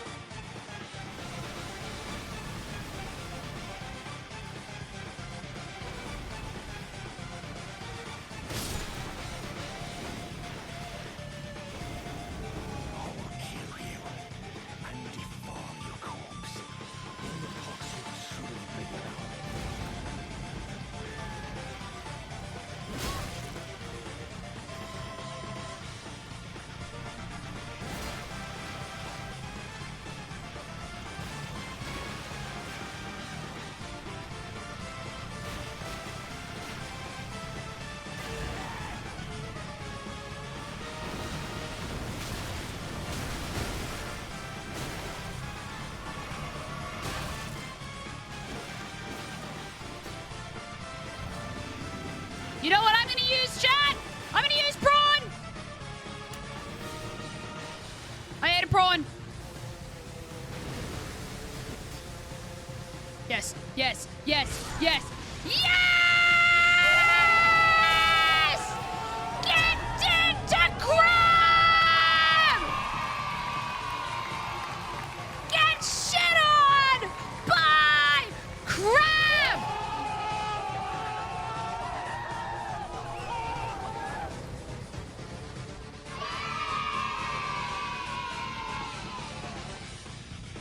Thank you, AJ. Thank you, Savvy. Look at that crab. Now he's eating and feasting on the remains of that fucking Dung Eater cockhead. He's just eating. He's just eating. Oh, Blackguard. So we're going to talk a little bit about what we actually see here in this image. Thank you very much, Savvy, for gifting a sub to Blackguard Big Boggart. Thank you. AJ gifting a sub to Massive Crab. Thank you. God bless.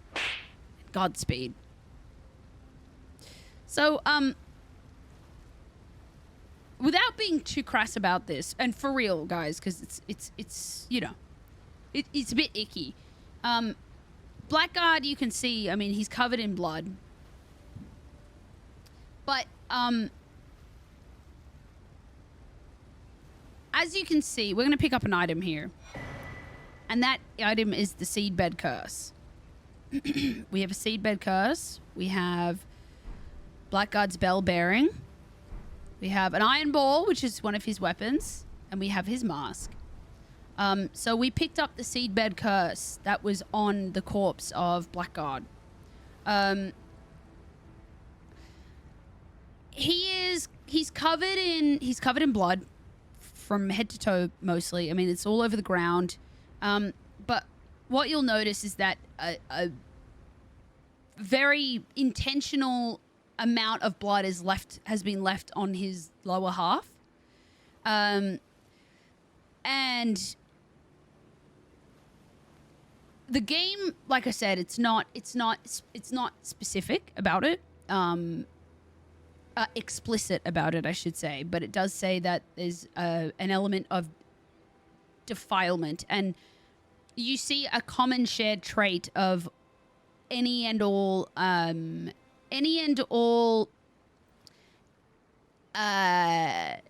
beings that have been killed by the Dung Eater, that they're all fastened to a chair in this fashion. You can see he's been fastened to the chair, his ankles and his hands. And their corpse is left with a significant amount of blood on their lower half. Without speculating, it is just clear that something fucked up goes on. It's not clear whether it's dismemberment or something else. They don't actually say that. There's definitely going theories out there, but it's not necessarily very important. What is important is that it's understood that whatever process happens when the Dung Eater kills and defiles the corpses, whatever process that goes on is what is basically him germinating the Seedbed Curse. And it is a pox that curses their souls so that their soul never rests, and is used for some kind of ritual. Anonymous, thank you very much for the gift sub to the community as well. Thank you, Anonymous. Wait, I didn't even see that one. Good grief. Thank you, Anonymous. Thank you.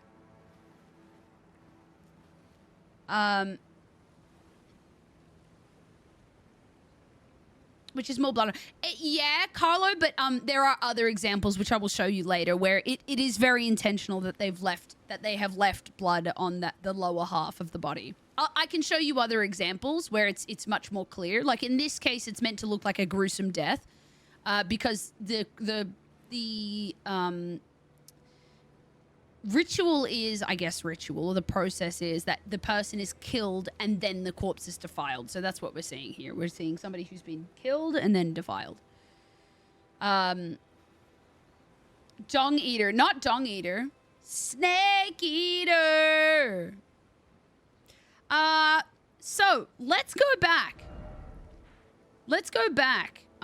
We've poured one out for the homie. Let's go back to the Table of Lost Grace and just ask what the fuck happened.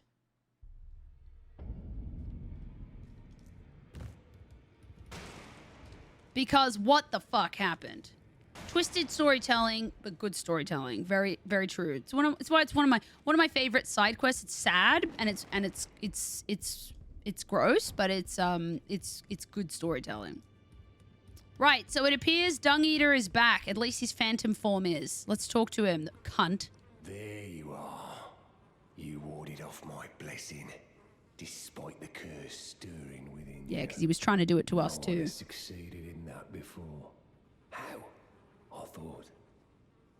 Then it hit me that you are, in fact, me. And I am the Dung Eater. It is my flesh that must receive the blessing. So let's break down what he just said to us. He just said that we were able to ward off his blessing. I mean, that's what was happening. He was chasing us down so he could do exactly to us what he did to Blackguard. He wanted to curse us. But he couldn't. We told him to get fucked. And he got killed by a crab. So he's kind of in this state of definitely deep thought. And he said to us just now, he's like, at first I couldn't understand why. No one's done that before. But then it hit me that you are me and I am the Dung Eater. And he's basically come to the conclusion after putting a lot of thought into it that he is the one who should be receiving the Seedbed Curse. Why? Let's figure out why. Let's ask him why. He wants to be the one who receives the curse instead of the people that he's been cursing. So let's talk to him about that. Give me your blessing. Defile my flesh with the Seedbed Curse. Again and again. Until it is done. Until a cursed ring coalesces that may one day defile order itself. Countless I have killed. And countless I have defiled. And soon the fruits will be born. Hundreds will be reborn cursed. And they'll bear thousands of cursed children, who bear tens of thousands more. A few of those will be born just like me. And they'll kill and defile and bless in my stead. The rotten fools. My fate was the grandest, most brilliant of them all. So what he's just said to us. Hi, Shiny Goomba. Love the shirt. Your ability to grow a mustache so quickly does make me jealous. Thank you. I'm glad you like it. I mean, I have to keep sprouting it in the middle of stream, like when I'm on breaks. But outside of that, it's grown pretty well. He is feeling a little kinky. He's feeling a little bit kinky. I think the Dung Eater is definitely the kinkiest of all characters in Elden Ring. Well, Rykard's up there. He's really into torture. He's really into torture. He's got a lot of torture chambers. So... James. Not James. Dung Eater. Dung Eater has just said that, he now wants us to give him our blessing. So he's a bit of role reversal now. He's a bit of a switch, and we didn't know it. Bit of a switch role reversal. He wants us to defile and curse him with the Seedbed Curse. Not just one time, like he does to the others. Over and over and over and over again until it is done and until it is born. How can you sit there and eat pizza? The Dung Eater, the Caca Consumer, the Feces Feaster, the Poop Partaker, the Doo-Doo Diner, the Excrement Inhaler, the Manure Muncher, the Crap Gobbler, the Shit Scarfer, the Stinky Sucker Man.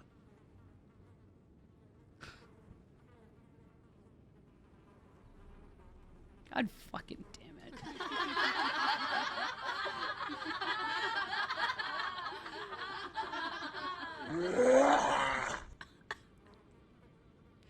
Savvy!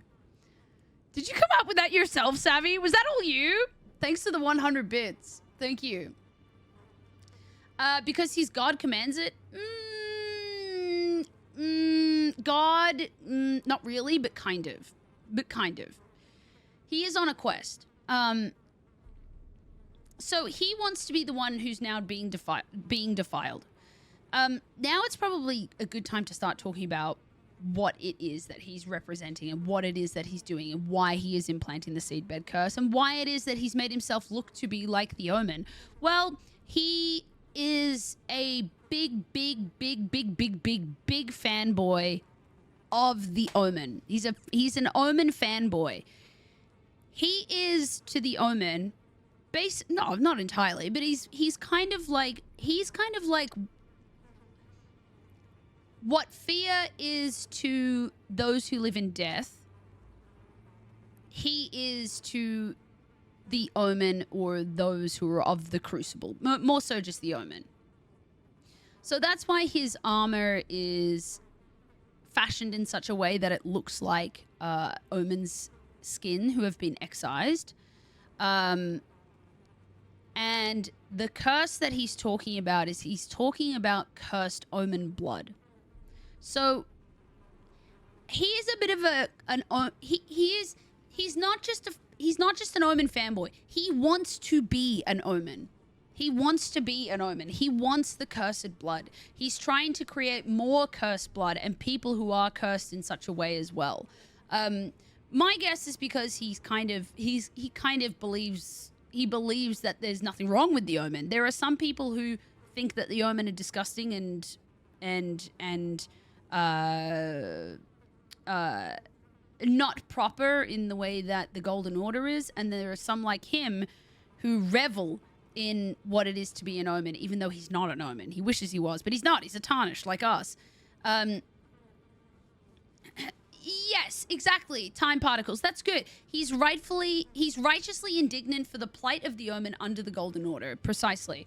And it's interesting. You kind of see that same dichotomy represented in Omen form with Morgott and Mohg. Mohg revels in his cursed blood. He loves his cursed blood. He loves being an Omen. He's strong. He has a lot of power being an Omen, legitimate power. And Morgott despises his cursed Omen blood. He is that of the Golden Order. He hates the Omens. He despises the fact that he was born an Omen. So there's an interesting dichotomy there. And a lot of people are like Morgott. They hate the Omens. And a lot of people are like Dung Eater and Mohg. They love Omens, and they think that the cursed blood is not cursed, but it's actually a blessing. So that's kind of what Dung Eater's been up to. But what he's kind of come to an understanding of in his reflection is that he's just one man. He's just one man going around cursing individual people at a time. And, I mean, imagine if Godwin, I mean, this would never happen, but imagine if Godwin was just one guy who was running around, like, touching people with Deathroot, like, oh, now you're one of those who live in death. Oh, now you live in death. Oh, now you live in death. It wouldn't be very effective. Godwin would never do that when he was actually alive. He wasn't of that. He had nothing to do with that. But now that he's dead, his body has become Deathroot, and Deathroot has infected the roots of the Erd Tree, and it's spread across the lands between it. It is spread like a virus, and it's very effective in creating those who live in death. The Dung Eater is now thought of a way that he could spread the curse and the pox much more effectively than the way he's been currently doing it. And that is to create a mending rune and have us, when we go and mend the Elden Ring, put a new rune on top of the Elden Ring. Now, those who were here from the very start of me talking about this quest and the Elden Ring and what the Elden Ring is, and has the Elden Ring always looked like that? What is the Elden Ring? The Crucible, Omens, the Dung Eater, would know that right at the very start, I showed you the title screen, which shows you the Elden Ring. The Elden Ring isn't a ring. It's a cluster of different runes, which creates the main fundamental principles of the current ruling order. And it's broken at the moment. So if we go in and we fix it with this added mending rune that the Dung Eater has created as a result of us cursing Dung Eater over and over and over and over and over again, then a new era will spawn and hundreds will be cursed, and then thousands, and then tens of thousands. So that is what Dung Eater has that's Dung Eater's plan as through his reflection. As he is currently. Self-Co, welcome. Good to see you. Good morning. I hope you guys were able to follow along with that. Dark Souls and Elden Ring approach to lore is pretty interesting. You have to dig for... Yes, you do, certainly. And then fill in the gaps. Yep. And a lot of that you're able to fill in with environmental storytelling. Of course, written lore that is part of item descriptions. The spoken lore as part of the quest lines. You have to piece things. And no story in Elden Ring is given to you on a plate. You have to piece it all together. Same, Carlos. Same. Bowtie guy, you're going to sign out for a bit and drive home. Hopefully you still be here in about half an hour or so when I get planted. If I miss you signing off, thanks for the ride. I had a damn good time and I'll be back. Bet your ass. Awesome, Bowtie guy. You have a great day. Drive safely. We should probably still be here in about half an hour, so we'll see you then. Thanks for being around. Appreciate you. Okay, so let's talk to him again. See if he has anything more to say. My corporeal flesh lies in the Sewer Gaol beneath the capital. Give it your blessing. Defile my flesh with the Seedbed Curse, until a curse ring coalesces that may one day defile order itself. That was funny, Savvy. My corporeal... Give it your blessing. Okay. So... Fuck you, Baltimore! Fuck me! Just got home from work. Hi. I felt that in, like, every nerve ending in my body. Seriously. God damn. Sansayan, thank you for the 666. Oh my god. That was fucking insane. Woo! Woo! So, I want to show you guys something. Thank you, son. Thank you. How was work? How was work? Can we get some highs in the chat for Sun saying hi? Hi, Sun saying hi. Carlo, you know how you mentioned that it kind of looked like it was more there was blood dripping down onto his like lower body area. Anubis, welcome in. Hello to you as well. It was exhausting. Oh, I hope you have a nice chill evening then. In that case, I hope everything's much more chill. Evening? Is it evening for you? All right, so before we go ahead and see Mr. Dung Eater underneath the jail, which we already have, so underneath the sewer, in the sewer jail rather. I just want to show you one more thing that a lot of people actually miss. So even if you've done this quest line, you may not have seen this particular area that I want to show you. So we're in like I still don't really understand what Table of Lost Grace we're in right now. It's kind of like, you see, it's not really even in this dimension. It's out of here. But the real Table of Lost Grace was an area that was created as part of the Colosseum in Leyendell by Godfrey. Fucking legend, Godfrey.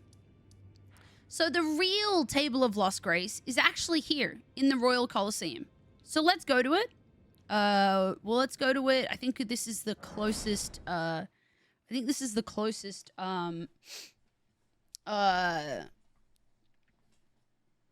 Grace site. Yep. So we're gonna head over to the Colosseum, which is where the actual Table of Lost Grace is held. But that's not where all of us are. We're in a different one. We're in like a mimic version of it, I guess. 1:15. Oh, you had a graveyard shift. Oh, I know that feeling. Thank you all very much for saying hi to Sun. Appreciate you all.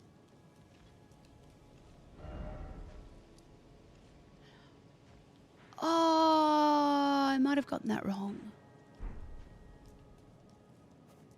No, I think it is here. This is where the Table of Lost Grace is, isn't it?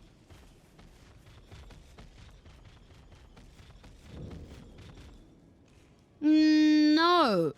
Oh, shoot. Where is the Table of Lost Grace? Where's the actual one? It's here, isn't it? It's in here. Yeah, I think it's over here. I think it's near the Colosseum.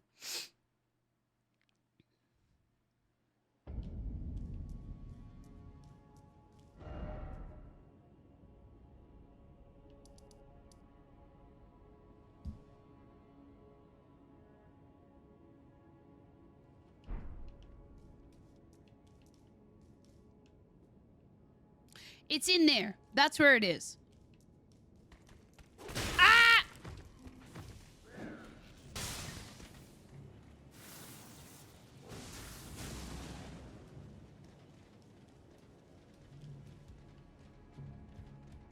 I don't know why I didn't just jump.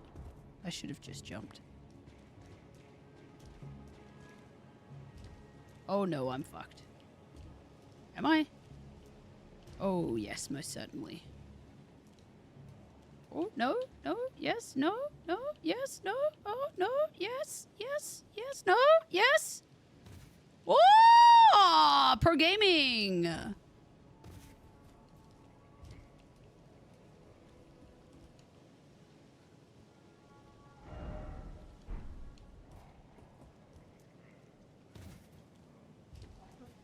Might have still fucked that up.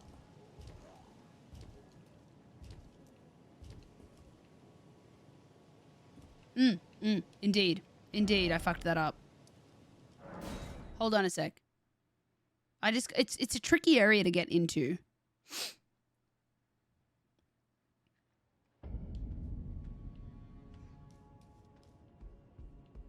Yeah, not here. Okay, we gotta go back up here.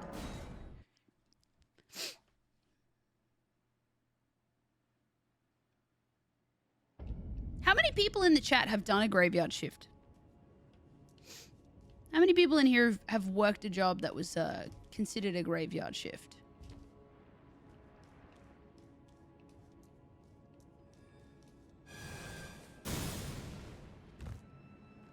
All right, we're here. We have arrived. I don't think we can open this door. Yeah, we can't. So here, we're looking at the OG Table of Lost Grace.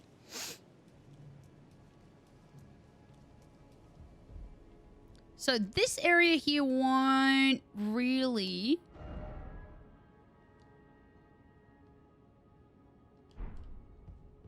You have Mage Runner right here for 3 years? 3 years. Whoa.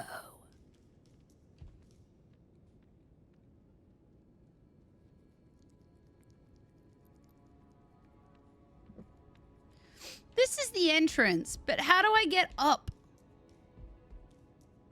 How do I get up to the top?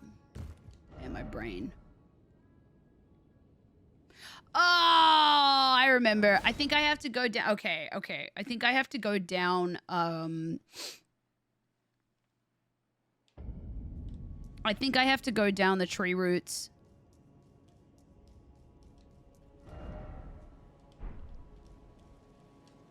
Game.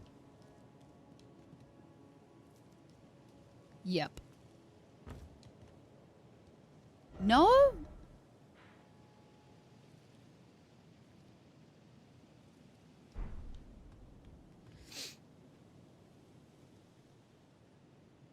You've done a couple for your IT office? Really? It turns into me watching YouTube all night, making sure stuff doesn't explode. I mean, I've done plenty of graveyard shifts, like, streaming-wise, but from, like, an actual job perspective, I did work hotel management for a while, so we did a lot of graveyard shifts there.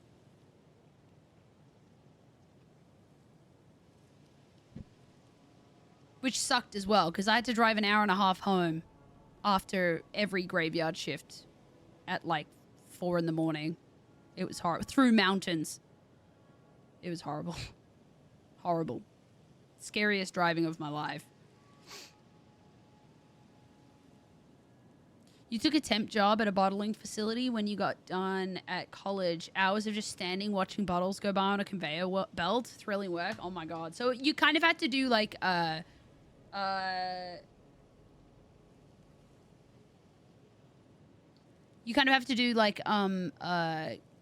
screening to make sure that they were all correct, I guess. We'll make sure that they're all... Ow. My brain wants to say compliant, but it's not compliant.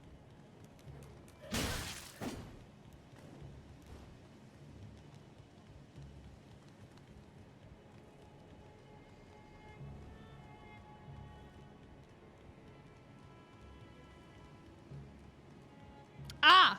This entrance. Okay, I found the right entrance. It's over here. Okay, we found it. We found it. Quality assurance. Much better phrase. Much better phrase. Ah! Dog! Fuck. Imagine if I just died to dog just now. Christ almighty. Okay, so we're going to... Now, this might all be starting to look a little bit familiar. We're in Leyendell, but all of this looks a lot like... Looks a hell of a lot like the Table of Lost Grace. Because that's what it was modeled off. So here's where Hugh would normally be, banging away. Here's where Rodrigo would be. Here's where Fia would have been, right here. And here's the main table. There's obviously no Grace here. Here's the fighting area. Here is where the two fingers would be. In there, but they ain't there, of course. And you know what? Down here is where Gideon would be. Gideon would be in here. Edgelord would be leaning here. Old Mate would be here. And then the bell-bearing bitches would be here. And then the Dung Eater would be down in here. But what's there instead?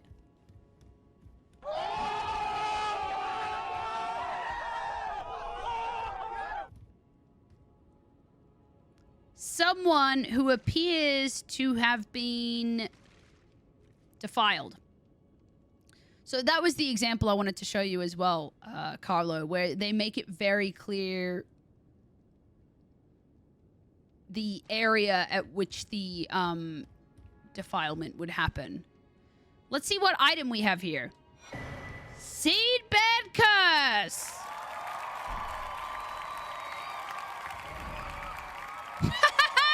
Somebody's written, could this be dung? All right, so I just wanted to show you that. That in the exact same spot that we would have seen Dung Eater, we're seeing somebody who has corpses being defiled. It's got all the trademarks of it. We can see blood on their lower body. They are bound to this chair as well. Their legs and arms are bound. And we get a Seedbed Curse off the actual body itself. So let's go back down and see Dung Eater, seeing as he wants us to defile him. So let's go down and do all that and see if we can't get ourselves a Mending Rune from him. So left.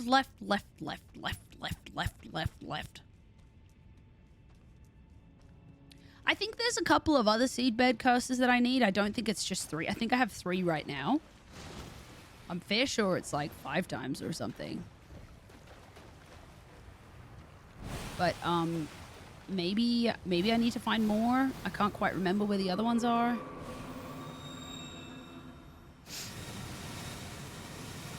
But I have 3 on hand. So I can curse him 3 times at least right now. Let's go and check him out. So, dude, he's done the work for us. He strapped himself in. He strapped himself in for us. Wow. Very considerate of old mate Mr. Dung Eater. So you know what I'm actually going to do for the sake of the playthrough. I'm going to turn myself into the Dung Eater.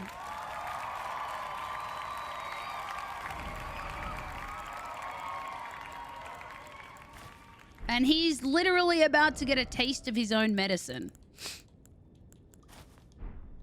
But of course, I'm going to keep my hat on.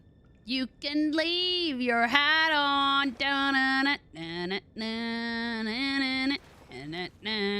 Bop, bop, bop, bop, bop. You can leave your hat on. Okay, we're gonna curse you.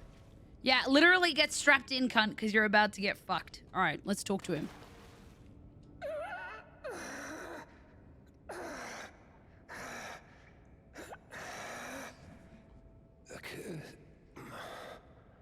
A curse upon them all. They'll be born cursed, all of them, along with their children. And their children's children. For all time to come. All right. Ready? Get seated, cunt.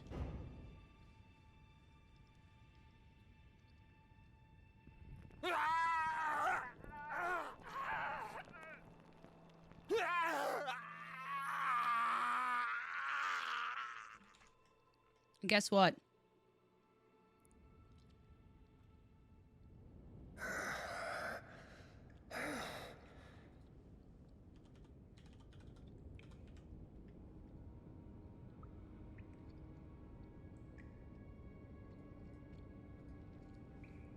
That was us cursing him. We literally just cursed him.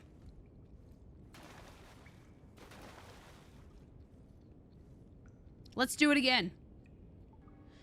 I can only get one more right now. The other ones are at the Erd Tree. So he can't fully finish his quest line, but we're pretty much done. Let's just go get one more. There's one more. It says 3 you can get in Leyendell. There's 1 you can get in the Volcano Manor, and there's 2 that you can get from the Erd Tree. And this particular playthrough, we're not up to the Erd Tree yet, which is annoying.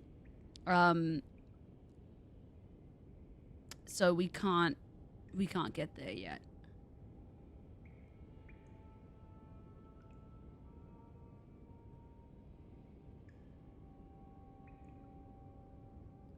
And we need 5.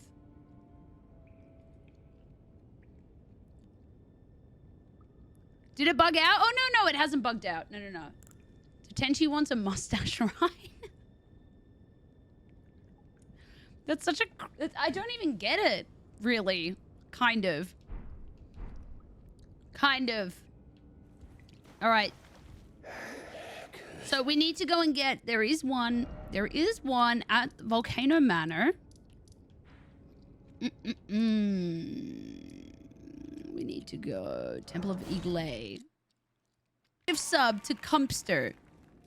Beautiful gift sub. Thank you. Oh.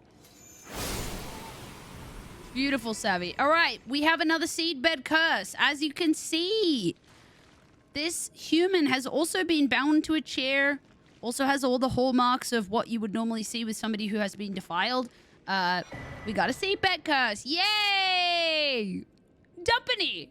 Metal Meat Man, hello! Did you get the SIGs, Dad? It's only been 20 years. I got them, son. I got them. If you were 30 years older and the mo was thicker, you'd almost look like my dad. I look like my dad. Deadass.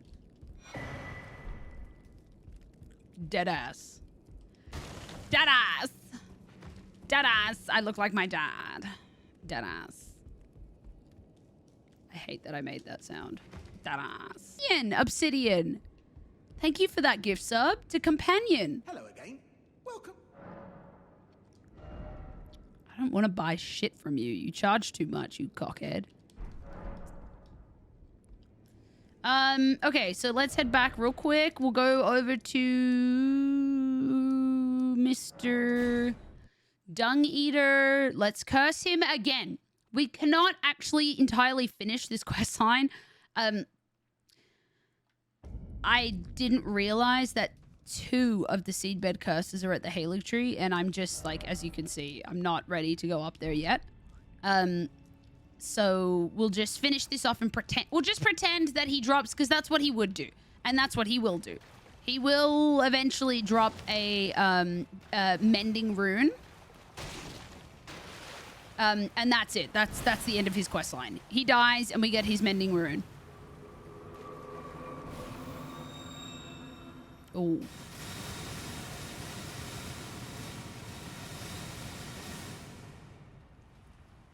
Thank you, Obsidian. Thank you very much. And Savvy. Thank you. Both of you. Okay. Let's get kitted up again. Oh.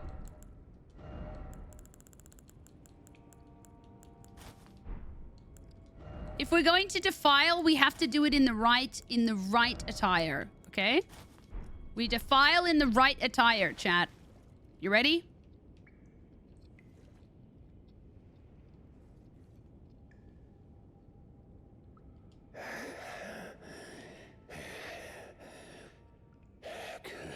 And I'm gonna show you. One day, you'll get what's coming.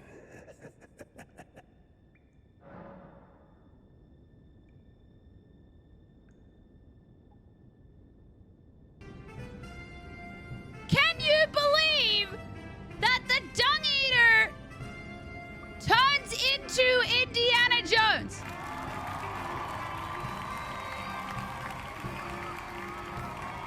After all that, does the law finally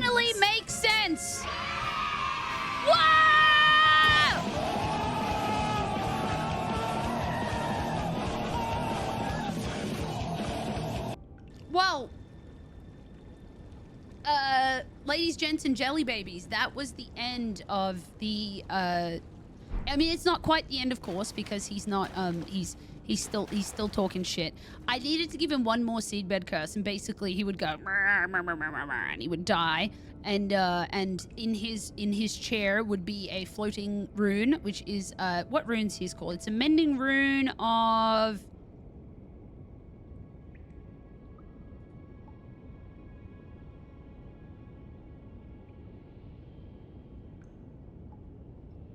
Mending Rune of the Fell Curse. The Fell Curse. Mending Rune of the Fell Curse. That's the one that we would get. And that's it. And then we will be able to use that if we decide to as a Mending Rune for the end of the game. Not a Mending Rune for James. A Mending Rune for the end of the game. Well, guys, I hope you enjoyed that very, very, very deep lore breakdown of... the Elden Ring itself, its many forms, a bit of a breakdown on the timeline of things of Elden Ring, a relatively in-depth breakdown of what the Crucible was, what the Crucible represented, what creatures came from the Crucible, what the morals of that time was, and then some different creatures of the Crucibles, including the Misbegotten, and certainly the Omens, a very in-depth breakdown of the Omens and what they are and what some of their potential powers could be and how they're feared, and then leading on to the Dung Eater and how he ties into all of that and his quest line. So I hope you enjoyed all of that. That's probably the deepest lore breakdown I've done on Elden Ring, and I know that the lore can get rather complicated. I know it can, but I hope that just kind of taking you along that ride relatively slowly and not overwhelming you with too much information was good. I was going to go ahead and do some Garang tonight, but it's getting pretty late now, so we'll probably do Garang tomorrow. But I hope you enjoyed that. That was definitely not out of my comfort zone, but it was nice trying something different. And I hope you guys enjoyed it too. I'll probably end up highlighting that, so if people are curious about the Dung Eater questline, then they or the Omen, the Crucible, then they can kind of go back and they can watch this VOD and find out a little bit more about it at their leisure. But thank you, everybody. The ledge underneath. Okay, cool. We did it. Okay, cool. This is where we were meant to go. It did not indicate that there was any enemies in here. Whoa, dude. I've never been in here. What the fuck? Ah, there he is. The boy. Dude, Dung Eater has been everywhere.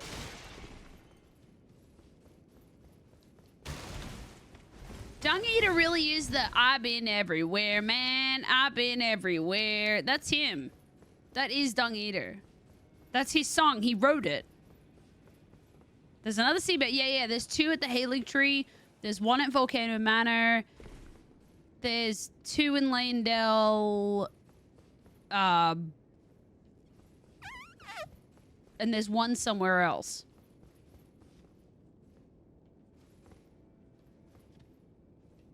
All right.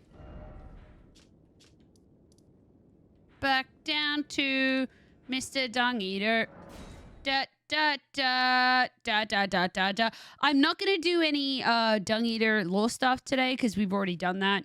I would like, you know what I'm thinking of doing, guys? I'm thinking of chopping it up and putting the lore on YouTube. Thinking of doing that. I'm thinking about it. Dallas is doing better. Thank you for asking. Her stomach's still really off. But hopefully we can get her better soon. I was talking to the vet about it, and they wouldn't be opposed to kind of thinking the same as I do, that she might have like a little immune disorder, or maybe she's a little immunocompromised. Just because ever since she was a puppy, she has lots of allergies. She gets sick very easily. She's got like sniffly allergies, so she gets colds and stuff and little flus here and there.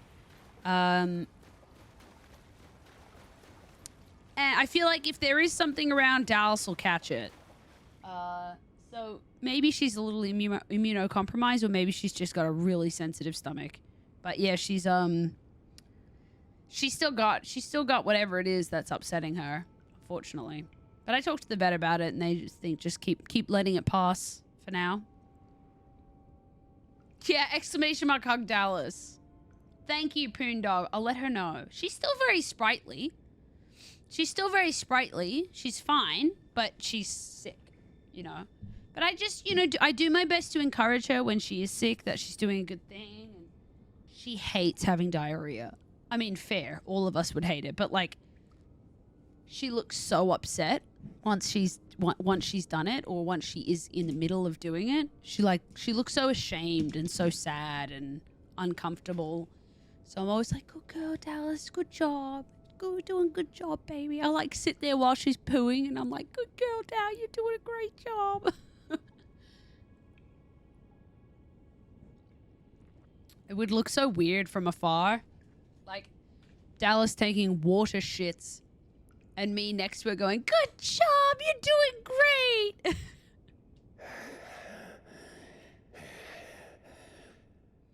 Curse you, Golden Order. One day, you'll get what's coming. You'll get what's coming.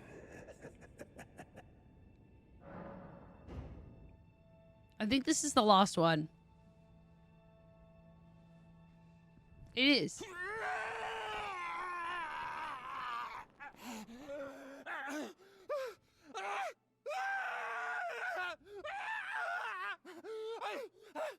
Unleash it upon them! A curse blessings to war!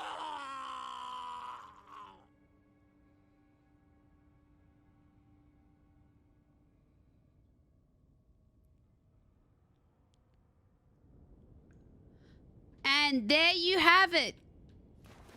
The Mending Rune of the Seedbed Curse.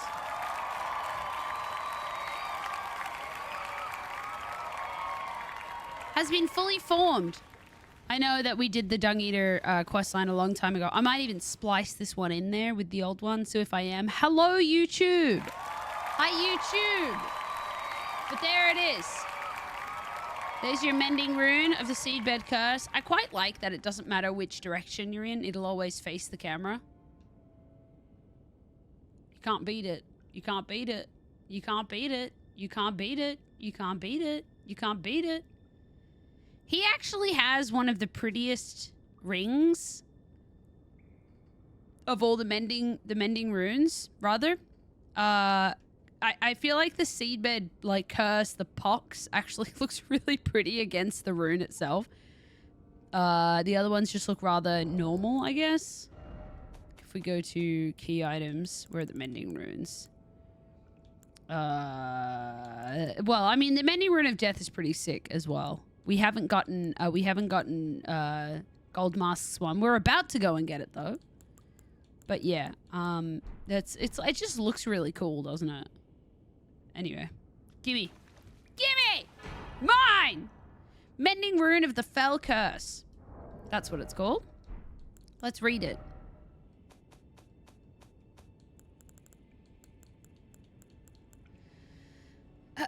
Can be used to mend the shattered Elden Ring. Loathsome rune gestated by the Dung Eater. Used to restore the fractured Elden Ring when brandished by the Elden Lord.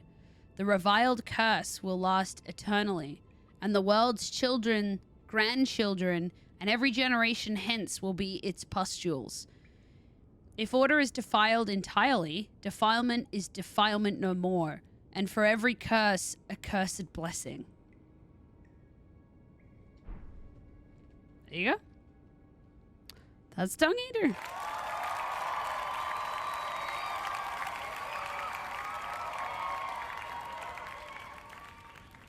Yeah, right? I just wanted to defile you for fun. What a thing to raid in on. What a statement.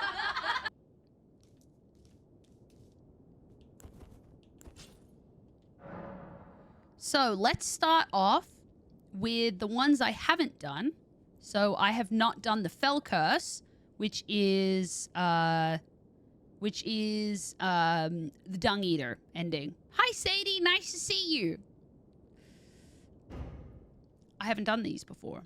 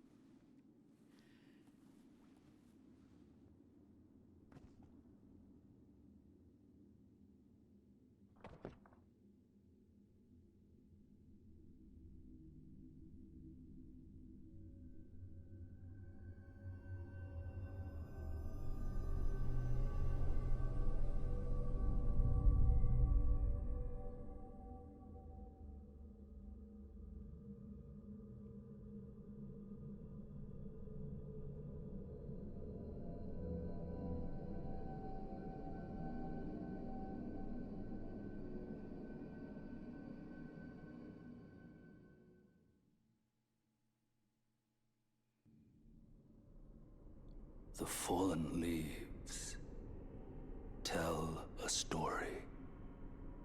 Look at the skybox here. Of how a tarnished became Elden Lord.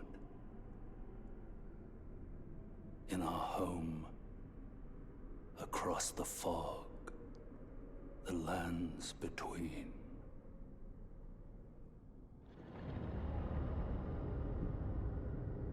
Our seed will look back upon us and recall. Seed. The reviled curse that defined our age. The blessing of despair.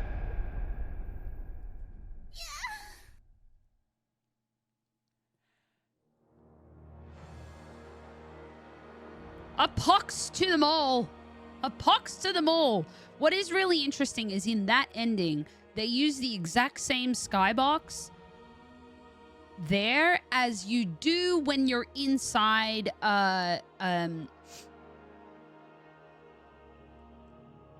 Godwin's dream and where you're fighting Fortisax. It's the same skybox. I don't know if it has any kind of significance, but it's the only two times you actually see that skybox being used. In this instance, I think it is just because it kind of looks a bit poxy and they decided to reuse it because it looks so cool. But it's just an interesting take that it is it's the same skybox and you only see it used in those two places. All right, cool. That one was cool too. That was cool too.